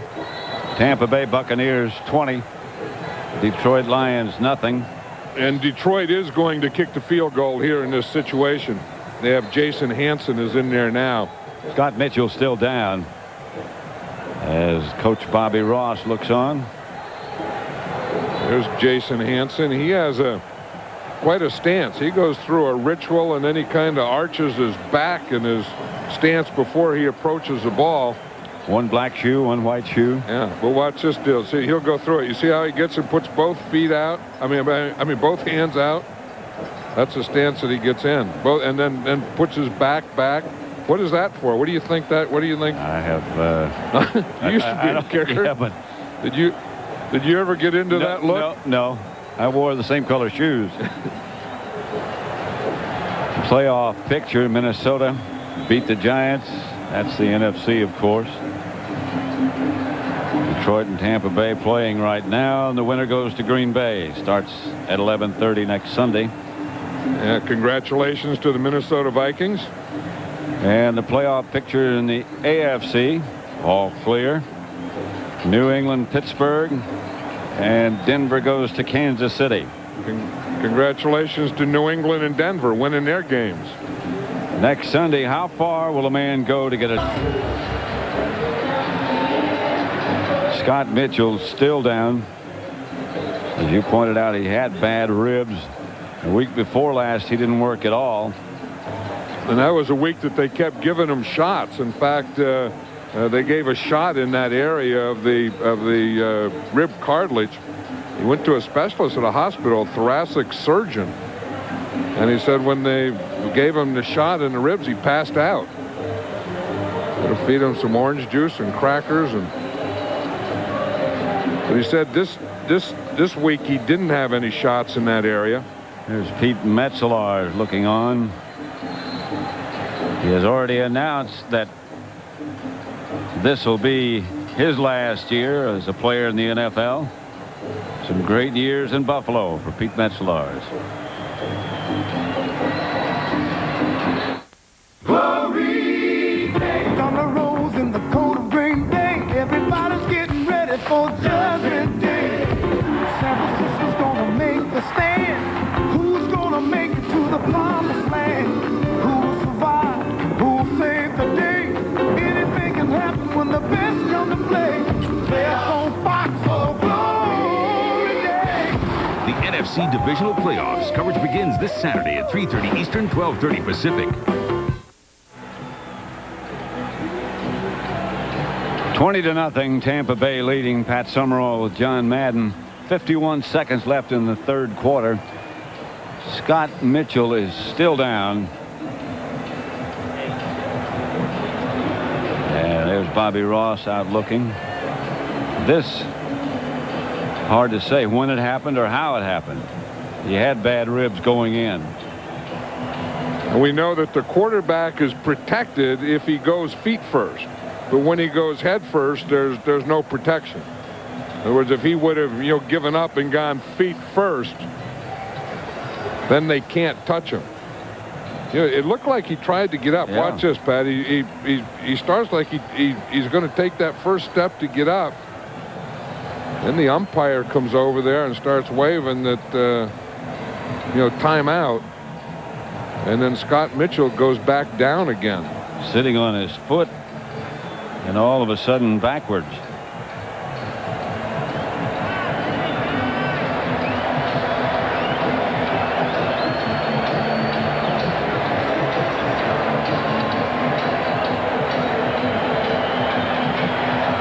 Again, it looked, as John Madden said, as if he started to get up, got halfway into a crouch, and then fell back and down. As Barry Sanders looks on. This has gotten to be something that the Detroit players have seen too often. And the emotions that they've been through lately, just something that's been amazing. I mean, last week when Reggie Brown was injured, and they were all out there in the field, and they lived and prayed through that one. And I think there are more prayers now for Scott Mitchell as the stretcher's being brought out. Again, he appeared to try to get up and go back to the huddle, and then went back down.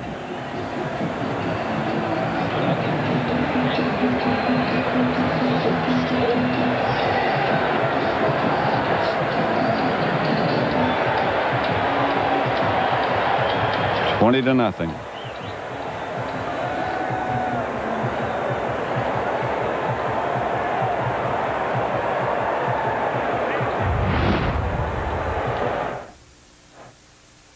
Tonight, after World's Funniest, something evil is coming. Burn it! Send it to hell! That'll have Springfield talking in tongues. High your hands for me! On The Simpsons. Then, the big city's a wonderful place, if you can afford the hotel minibar. I think I need one of those $8 beers. King of the Hill. Then he can control minds. Mulder, I'm losing you. And his next victims are Mulder and Scully. Mulder! The X-Files. It all starts tonight at 7, 6 Central. We have no word as yet that in the red hat to the left is the Tampa Bay doctor, the team doctor. And they're still looking down at Scott Mitchell. Bobby Ross has gone back to the sideline. Frank Reich, in the meantime, continues to loosen up.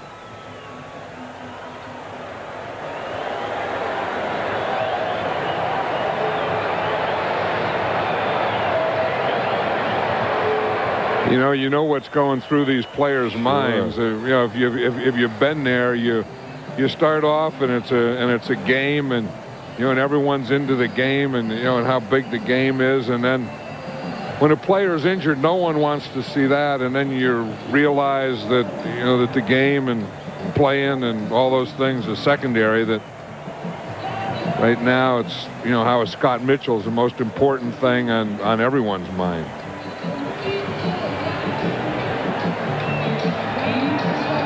And for the Detroit players, there's been far too much of this.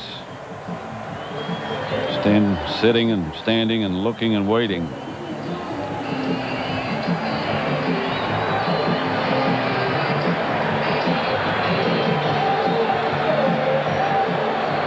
It's David Sloan there, the tight end, and of course Luther Ellis, number 94.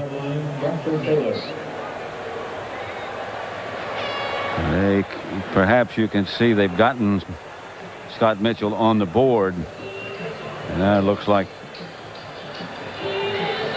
when they get everything in order, they'll move him to the stretcher. That's one thing that they do in the National Football League. I mean, they take every precaution, and they have everything that is needed for any injury that could possibly happen. And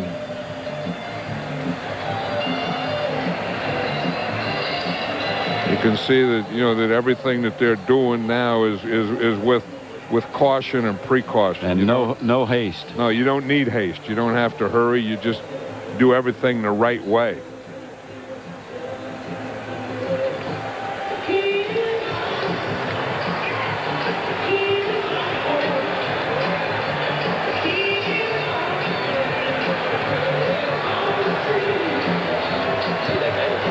And that's the tough thing you can see for everyone is the unknown. There's nothing to say. Again, that's the Tampa Bay Buccaneers doctor gesturing.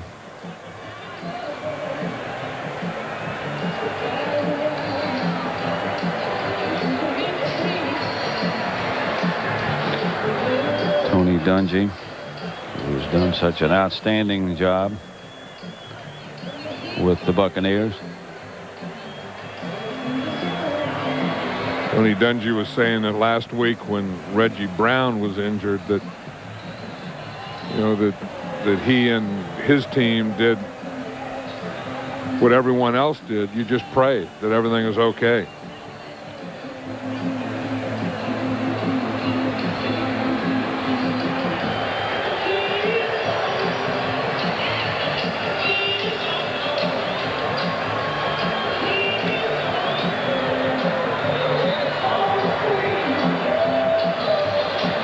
The eyes tell the story.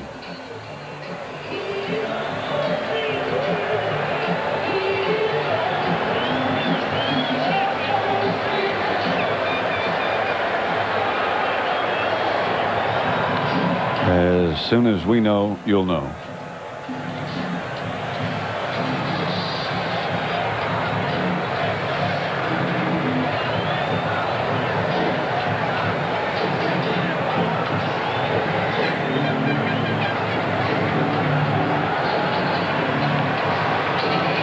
Robert Porcher.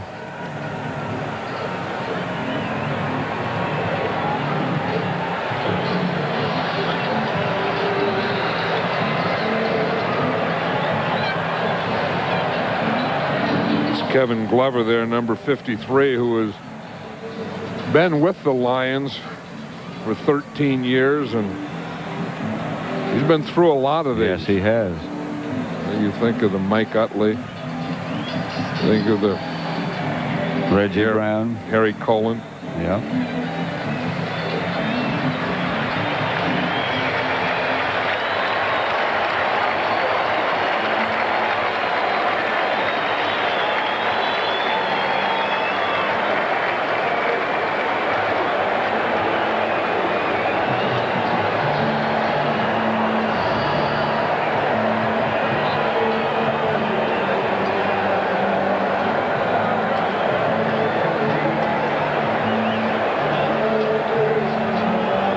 event, you might have joined us during the time this happened. Scott Mitchell ran with the ball. Didn't appear to be a vicious hit of any kind. He got to his haunches and then fell back.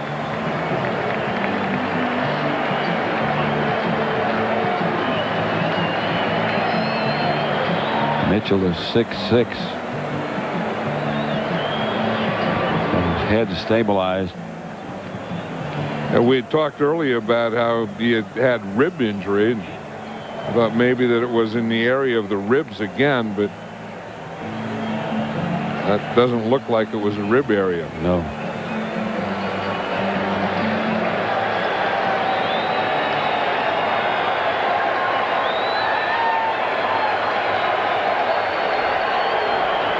We, of course, as soon as we know anything, we'll tell you. We can only pray.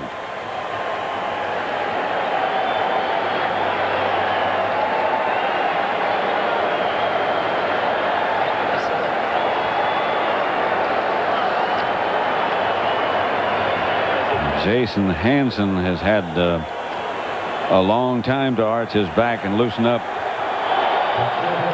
in preparation for this field goal attempt. 33 yards away is Hansen. His team trailing 20-0.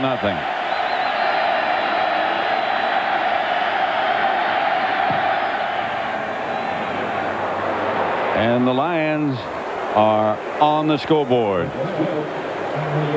20-3. Tampa Bay leads.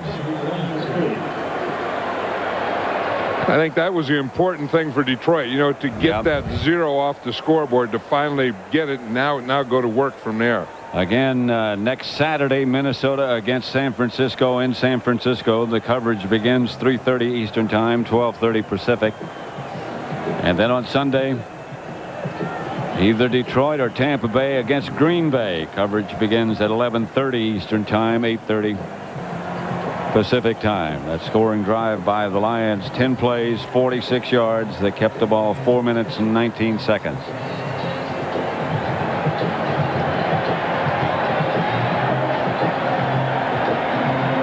A tough week for Bobby Ross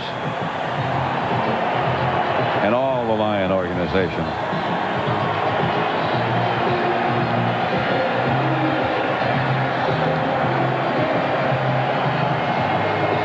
They have taken Scott Mitchell into the Tampa Bay locker room. You know, and they also did page a doctor that is here attending the game to come down to the field. So Hansen will kick off. Anthony is deep. He'll handle the kickoff at the 7. Riddell Anthony knocked out of bounds at the 35. The Bucs will take over. 17 seconds left to play in the third quarter. The other guy who's done a good job with this Tampa Bay team is Mike Shula, the offensive coordinator, and just, you know, we talk about Tony Dungy being a calm guy. Mike Shula, of course, Don Shula's son, is also a calm guy, and one of the good things for Trent Dilfer. And one of the things that I'm impressed with what Mike Shula does is he takes each player and doesn't ask more of them than they can do, just does what they do best.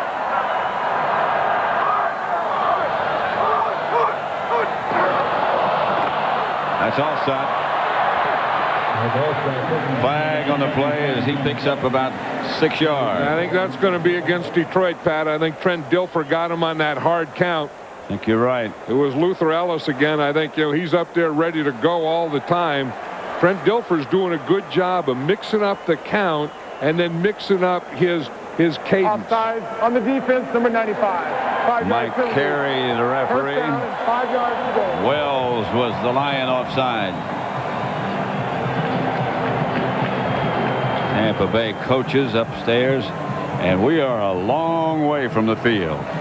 Yeah, and this is Mike Shula that I was talking about right there. Oops, there he was. Yeah. The circle him, he was gone. But that was Mike Shula, again, Don Shula's son. And, you know, if he's related to Don Shula and has anything that Don Shula had in him, he's going to be a great coach, because Don Shula was one of the best that ever coached. And that's the end of the third quarter with the score Tampa Bay 20, Detroit 3. This NFC Wild Card game on Fox will continue after these messages and a word from your local Fox station.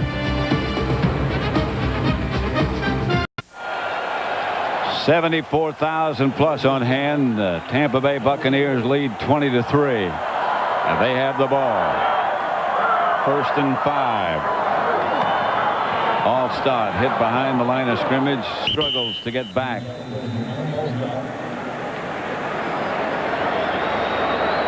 I think this offensive line has done a good job today. You know, it's not a great offensive line. They've had some injuries. They've had to bring Diaz in there. He's playing the left guard now. Middleton's been playing the right guard. They moved around, but the job that they did along with the tight ends and the lead blockers of making holes for Allstott and Dunn has been pretty good, and giving Trent Dilfer some time too. Oops. Up jumped the apple. Luther Ellis pointing, and it's going to be up against the Buccaneers. You know, remember when Big used to be like 280 pounds, 290 pounds? Now Frank Middleton. Start on the offense, number 73. Still big. Penalty, 2nd down. Yeah, but Frank Middleton's 340 pounds. Let's quickly go down to Ron Pitts. All right, Pat, thank you. Right now, you can see the ambulance behind me. They're here to take Scott Mitchell out of the stadium. They brought him into the Bucs locker room. In fact, they're just wheeling him out right now. Now, we can't say for sure exactly what it is. I've talked to some people that were in the locker room with him. A lot of restraint on the head and neck area. That could be the area where the problem is. We don't want to say for sure, though. But as you can see, he is on his way out of the stadium and heading into the ambulance. Pat, let's go back up to you. All right, Ron. A Detroit official has told us that Scott Mitchell has a concussion. This is Allstott.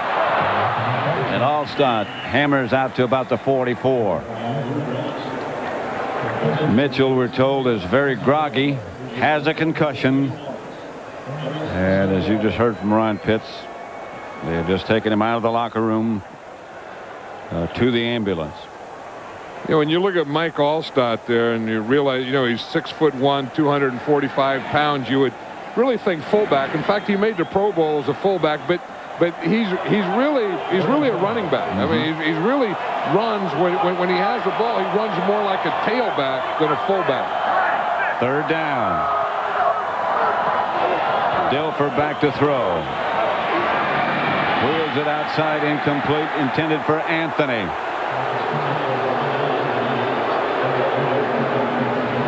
Scott Mitchell's eyes are open and he's moving as he's being placed in the ambulance right now. And the Lions tell us that Mitchell suffered a concussion. Lynn Milburn back deep for Landetta's punt. Milburn, fair catch at the 18, and that's where Detroit will take over with Frank Reich at quarterback.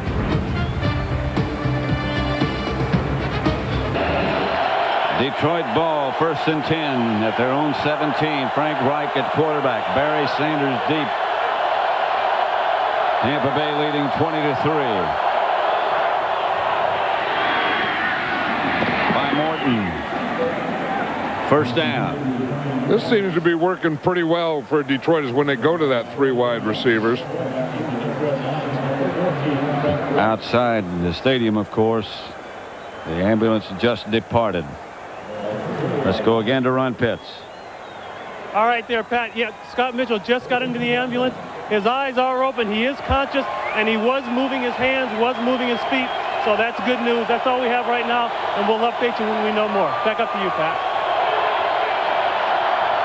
1st and 10, Detroit. Sanders gets the carry.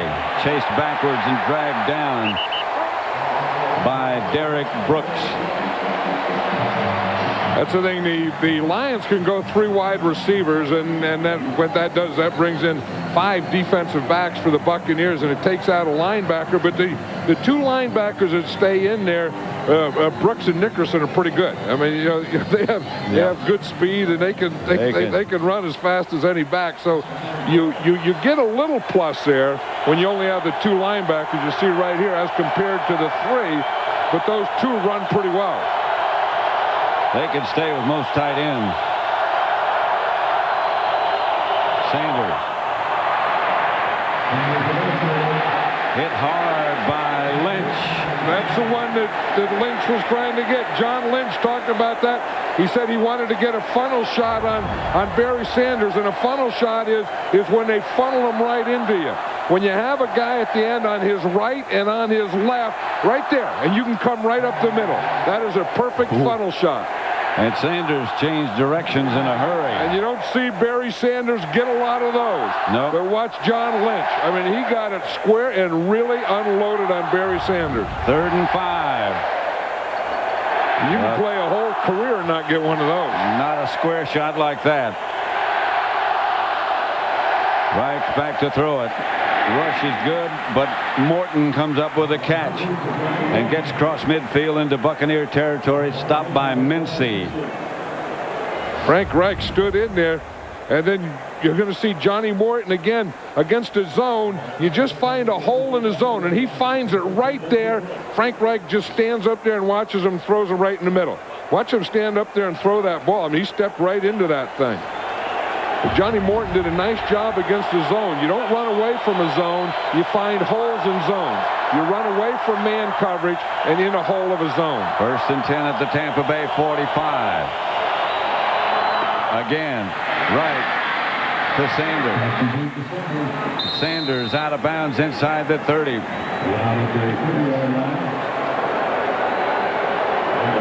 Frank Reich, if you remember back to when he led Buffalo to the biggest comeback in NFL history. Buffalo was down by 32 to Houston, and they won the game behind Frank Reich. Yeah, Frank Reich has played in some big games. Yeah. And he's been around long enough and played in enough systems to know how to run a football team in a 4th quarter playoff situation. Back to throw again. Has a man open. Johnny Morton chased by the Buccaneer defense, out of bounds. Clock will continue to run. Yeah, I still wonder why they're not getting the ball to Herman Moore. I mean, part of it is Johnny Morton is a good receiver, and you see him up here on top. He just runs a little hook, and they're playing way off him in a zone, so that's a place to go. But you wonder if Herman Moore is really bothered by that foot injury and not getting open, or if for some reason they're just not looking for Herman Moore. Well, I think the Buccaneers are doubling Herman Moore. 20 to 3. Less than 10 left now. Sanders gets the carry. Sanders down to about the 16-yard line. Kevin Glover. Mike Compton there. Look at that cast that he has on that. He has a broken right hand. Playing with a cast on that right hand. You know one thing, if he holds, it has to be his left. It has to be a one-handed hold, and it has to be with his left hand. He cannot hold with that right hand. Listen to this crowd now. They want their defense. This is a heck of a crowd, isn't it? Oh, boy. Now we've got a night game going and a crowd, and Tampa Bay very close to going on to the next run. Here's Reich back to throw it.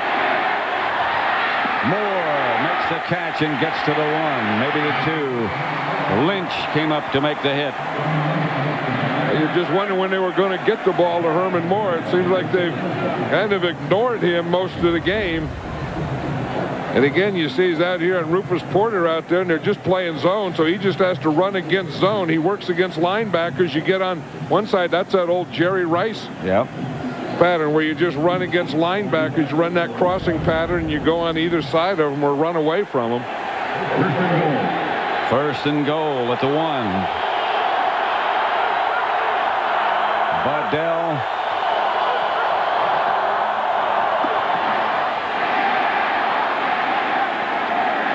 Lions signaling touchdown, but no official yet has signaled it. Yes, touchdown Lions. Buddell. And what they do is that's when they put in 2 fullbacks. Corey Schlesinger goes in as a fullback. Then they take Tommy Vardell, the fullback, and they make him the tailback. They take Barry Sanders out in this situation. Schlesinger leads. Here comes Tommy Vardell. Touchdown, Tommy, just trying to go. The ball has to cross the plane of the end zone, of the goal line, and it did.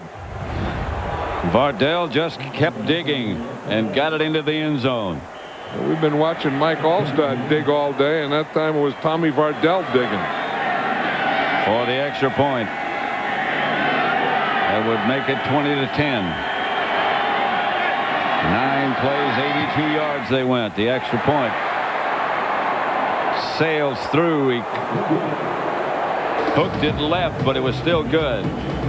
Bobby Ross, his team down by 10.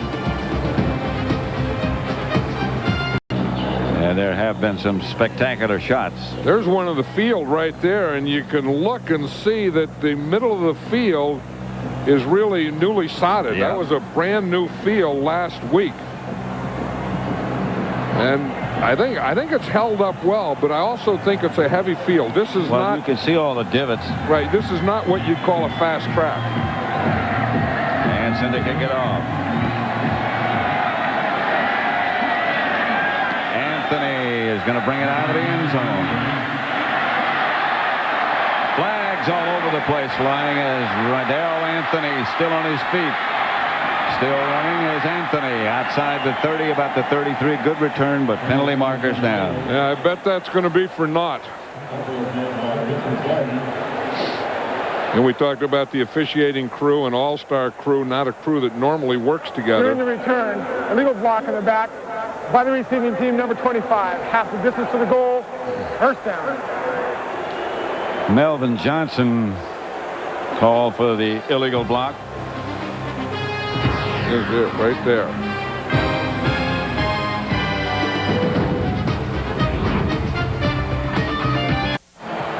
After the penalty, Tampa Bay backed up to their own 4-yard line. Warwick Dunn deep. Allstott in front of him, and Dilfer gives to Warwick Dunn. Gets a little bit of room out to about the 8 or 9. Frank Reich is down, the Detroit quarterback, when they get the ball back. Scott Mitchell, a concussion. There's Reich, who led Maryland under Bobby Ross to the biggest comeback in college football history. 32-point deficit against Miami of Florida. Final score was Maryland 42, Miami 40. So the deficit in both those big comebacks was 32 points. I'll tell you, and he started off pretty well in this game. He's thrown 5 passes, and he completed all 5. 2nd and 6. Done again.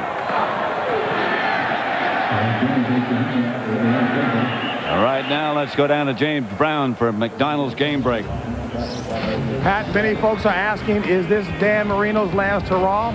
Rough outing today against New England as he throws a pass tipped by Larry Wiggum, intercepted by Chris Slade, who returns it to the Miami 30. Only 1 touchdown in the last 3 games for the Dolphins. New England upends them and moves on to meet Pittsburgh next week.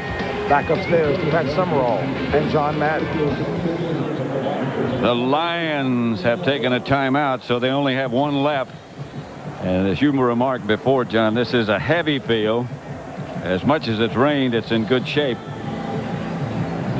But it's not a Barry Sanders track necessarily. No, and you can see that because, you know, and you can see the players getting the mud out of their cleats. We could see the players changing cleats to get a longer cleat to dig in so they won't slip. So this is a slowed down field, and I think it is advantageous to the Tampa Bay Buccaneers. This game is presented by authority of the National Football League, is intended for the private use of our audience. Any rebroadcast or other use of this telecast without the express written consent of the Buccaneers and the NFL is prohibited.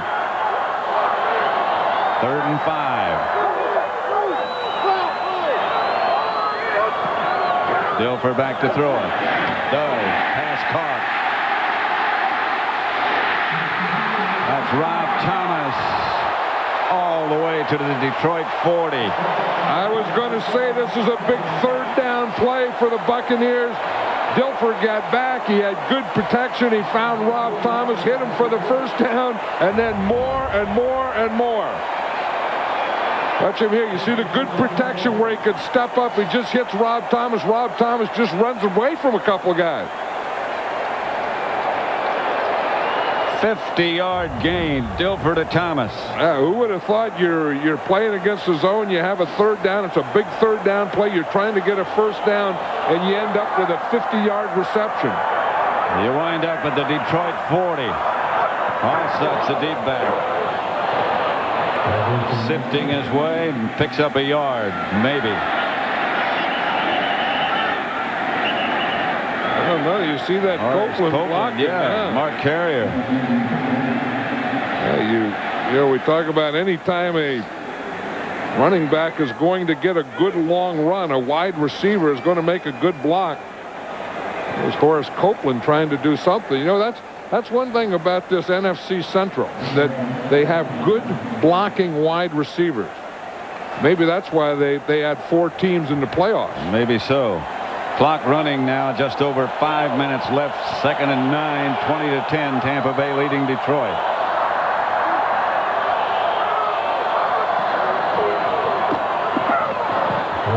Dunn to the 37. Brian Westbrook. Warren Dunn isn't going to stay with his lead. You know, they don't always have Allstott lead for him. Sometimes they have, you know, we saw Dave Moore do it on that play, and they have their tight end, and they get him and they move him around. Then he'll end up in a backfield position where he's like a fullback. So they don't have to beat up Allstott by making him lead. They also use their tight end, and he'll come in motion and then end up in a fullback position, and that's what happened that last time with Dave Moore. 3rd down. Dilfer has Moore behind him. There's Dave Moore right there in the backfield. Oop, there's a clock. Dilfer upset, obviously. 5 yards. It remains 3rd down. As he heads over to the sideline. They used too much time off the clock. 4 minutes, 13 seconds left. I don't think he should have taken a timeout. I don't either. I don't know that he took a time. And in fact, I think they're telling him that was a penalty. It's not a timeout. Trent Dilfer came over like they took a timeout, but it was a 5-yard penalty for too much time. 4 minutes and 14 seconds on the game clock, 3. You're exactly right. They put, 6 seconds back on? 4:14. 4:14, yeah. 4, please. He's not going to take 4-1-5. No. He won't take 4-1-8.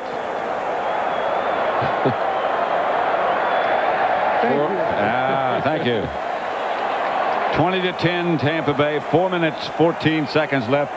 3rd and about 12 left for the Bucks at the Lion 42.5-yard line. They lead 20-10. That was a big penalty. 3rd and 7 is a little easier than 3rd and 12. See if the Lions blitz. They give the ball to Warren Dunn, and Dunn gets to the 35. Doesn't get the first down. Now do they kick a field goal from here at the 35-yard line? That would be a 52-yard field goal. I don't think he could get it there. He just barely got 42 yards out of his leg today. Sean Landeta is on to punt. Then you're punting a 35-yard punt. You better get it inside the 10, because if you don't, you're only going to pick up 15 yards by punting.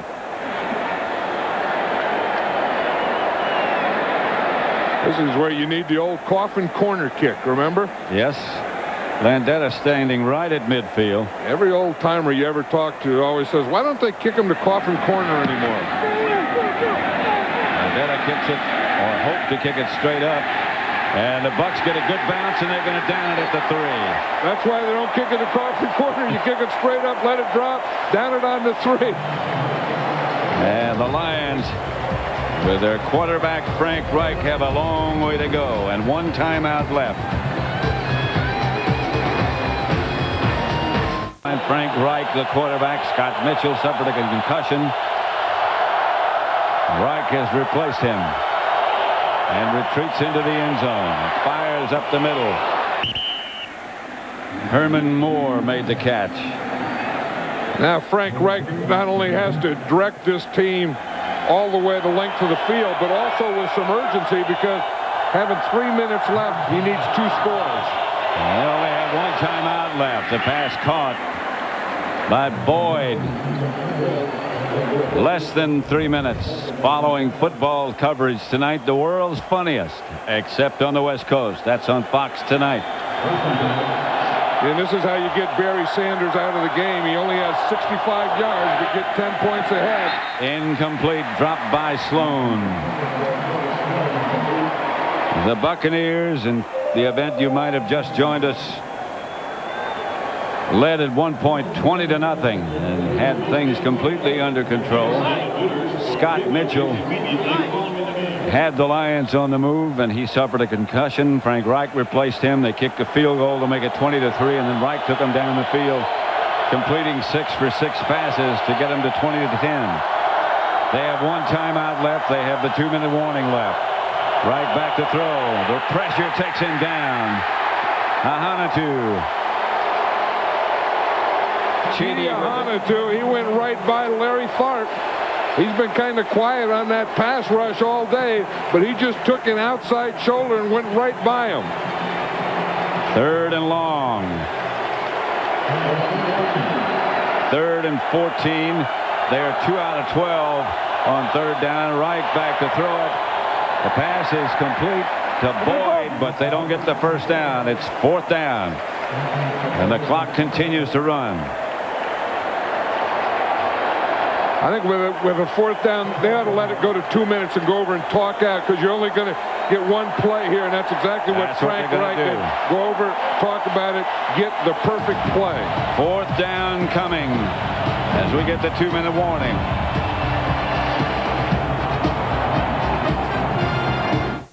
Miller Lite presents 2 minutes left. Tampa Bay 20, Detroit 10. I think it could be 1 play left for Detroit. Could be 4th and about 9 at their own 17. Tampa Bay's playing awfully loose. Reich back to throw it. Pass is caught by Johnny Morton. Yep, you could see that one coming. You know, I think when you're protecting for a 1st down, you play a little tighter. The Buccaneer defense went into a prevent, but they didn't prevent the 1st down. Reich hurries up.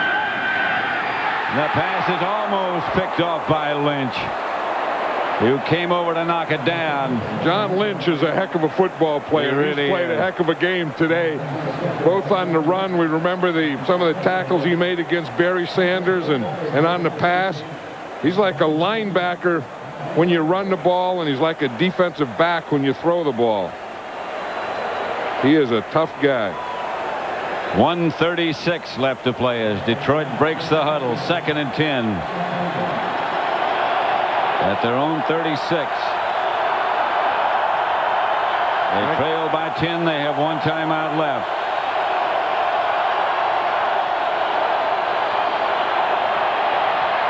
Wright comes out of there, chased by Sapp and down by Sapp before he could get the 1st down yardage, but the clock continues to run.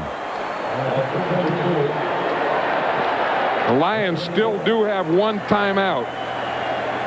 Not going to use it here. If I were them, I'd try and get in position, get a field goal, kick the field goal, then go for an onside kick. Saw it work yesterday. 3rd and 5. Right. Sanders makes the catch. Less than a minute now. They still have 1 timeout left. Yeah, he can throw the ball down now and stop the clock because he has a 1st down. He ought to do that. He's spending way too much time here. He should have thrown the ball down and stopped the clock. And the clock's still running. Trying to get everybody set. He took a lot of time off the clock. Right. Down the middle, incomplete. Knocked away by Hardy Nickerson. Now see if Wright can complete one of those passes and get it inside the 30, then they can take a shot at the field goal, then an onside kick, and then try and get you 7, because you need 10 points, so you need 2 scores, but it can be a 3 and a 7 as well as a 7 and a 3. Clock is stopped with 31 seconds left. Today's game being produced by Bob Stinner and directed by Sandy Grossman. As the Lions 2nd and 10. The rush from Ahanotu, and again Wright goes down, and now Bobby Ross says take that timeout. That was Toyoka Jackson who came around the corner. Fresh legs. Here's the rush. Here's Toyoka Jackson right here, and you're going to see he just gets on Tharp again, and he just runs right by Tharp. Tharp didn't get set up quickly enough, and Jackson just got right to the shoulder and ran right around him. They needed the big rush, and they got it there, and that forced the Lions to take their last time out. And there's Pete Metzlars and shaking his hand. This is his last game. Had a great career, 16 years. 25 seconds left on the clock. Replay producer today, Pete Macheska. Associate Director, Mike Roy. Broadcast Associates, Fran Morrison, Charles McDonald. Technical producer, Bob Mueller. Studio was produced by Scott Ackerson, directed by Bob Levy. Senior producers, Bill Brown. Executive producers of Fox Sports are Ed Gorin and David Hill. And it looks like we're headed for a Battle of the Bays next Sunday in Green Bay. Yep, we did the game the last time they played there, Tampa Bay at Green Bay. The Packers beat them there. They were 5-0 at that time. 3rd and 15. 25 seconds left. No timeouts left for Detroit. Pass complete to Sanders. And Sanders gets to about the 41-yard line. Clock continues to run. Tampa Bay hustling back. Detroit and Reichel just down at 8 seconds left. No, he can't do that. It was 4th down. 4th down. He couldn't do that. The game's over. He did it. It was a mistake. The game's over. On 1st down, when he could have done it, he didn't do it. And then when on 4th down, he threw the ball down. So much for the big comebacks. Pete Metzlars, his last game. Barry Sanders. And perhaps this is the last game in this stadium. We showed you the new one being built adjacent. Here the fireworks going off. There still is 8 seconds left. That was a 4th down, so automatic timeout, that change of possession. Yeah. So the Buccaneers are going to have to run another play. All out on the field, the crowd out on the field, horses on the field. Hey, you got to get your horses off. Cheerleaders off the field. Yeah, premature fireworks. Tony Dungy. How about his son James? He did it, huh? 3-0. James looked up for the first time all day, and lo and behold, he's 3-0, and the Buccaneers are going to playoffs. Tampa Bay's first playoff win since December of 1979. When they beat the Eagles 24-17. And now those fireworks are not premature. What a job Tony Dungy has done, and his staff and this organization of bringing life and vitality back to this team and this city. And this next play of the game brought to you by Energizer. And this was the one that put it out of range. Allstott. This is football. I mean, good blocking, good running, just running right through stuff into the end zone. That's what it's all about. This is what gets you to the next level. Final score here at Houlihan Stadium is Tampa Bay 20, Detroit 10. Coming up on the NASDAQ postgame report, we'll have highlights and interviews from Tampa. Also our Fox Sports ticker. We'll have up to the second postseason stats. That's all next on the NASDAQ postgame report. 20-10 10 victory over the Detroit Lions. And folks, Tony Dungy, what a remarkable story. A man who was passed over for many a head coaching job, was not the first choice here, but he has done it in grand fashion, and he's standing by with our Ron Pitts. All right, first of all, Tony, congratulations. Your first playoff win as a head coach. How does it feel? It feels great, Ron. We've come a long way. I'm so proud of these guys from 0-5 last year to the playoffs and a win. It's fantastic. What was the difference today? You were able to keep Barry Sanders out of it, especially early. Well, our defense did a great job hustling. They had heard about Barry all week, and we knew how tough it was going to be. Our offense did a great job in the first half controlling the ball. Next week, going up to Green Bay, you've played them twice now. You've played them hard, but you haven't gotten the W. What do you got to do to beat those guys? We've got to come up with a way to beat them. They're a great team, and playing up there is going to be tough, but our guys have a lot of emotion going right now, and we're going to go up there ready to win. All right, Coach, thank you very much. And you got a son here who was very instrumental this year. Yeah, James is 2-0 holding my court, so we might have to take him to Green Bay. All right, thank you very much, Coach. Good luck next week. Let me go to this guy here, quarterback Trent Dilfer. You guys got off to a great start. That seemed to be the difference for you today. Defense, offensive line. Comes down to that. We were physical. We were more physical than the Lions today. We knew coming in this game, if we could out-physical the other team, meet their emotion, that we would beat this football team. Our defense stopped Barry Sanders and our offensive line and kicked butt up front, and that's what it was. You heard Coach talk about what you have to do next week. Let me hear it from you. What do you got to do to get the win up in Green Bay next week? You know, we got to find a way to beat them, and then winning up there is going to be tough. But I still think the one thing you can't defend against, the one thing you can never predict in this league is being physically tough. If we can go up there and match their physicality, their emotion, we can beat them. That's right. All right. Good luck next week, guys. Thank you. All right.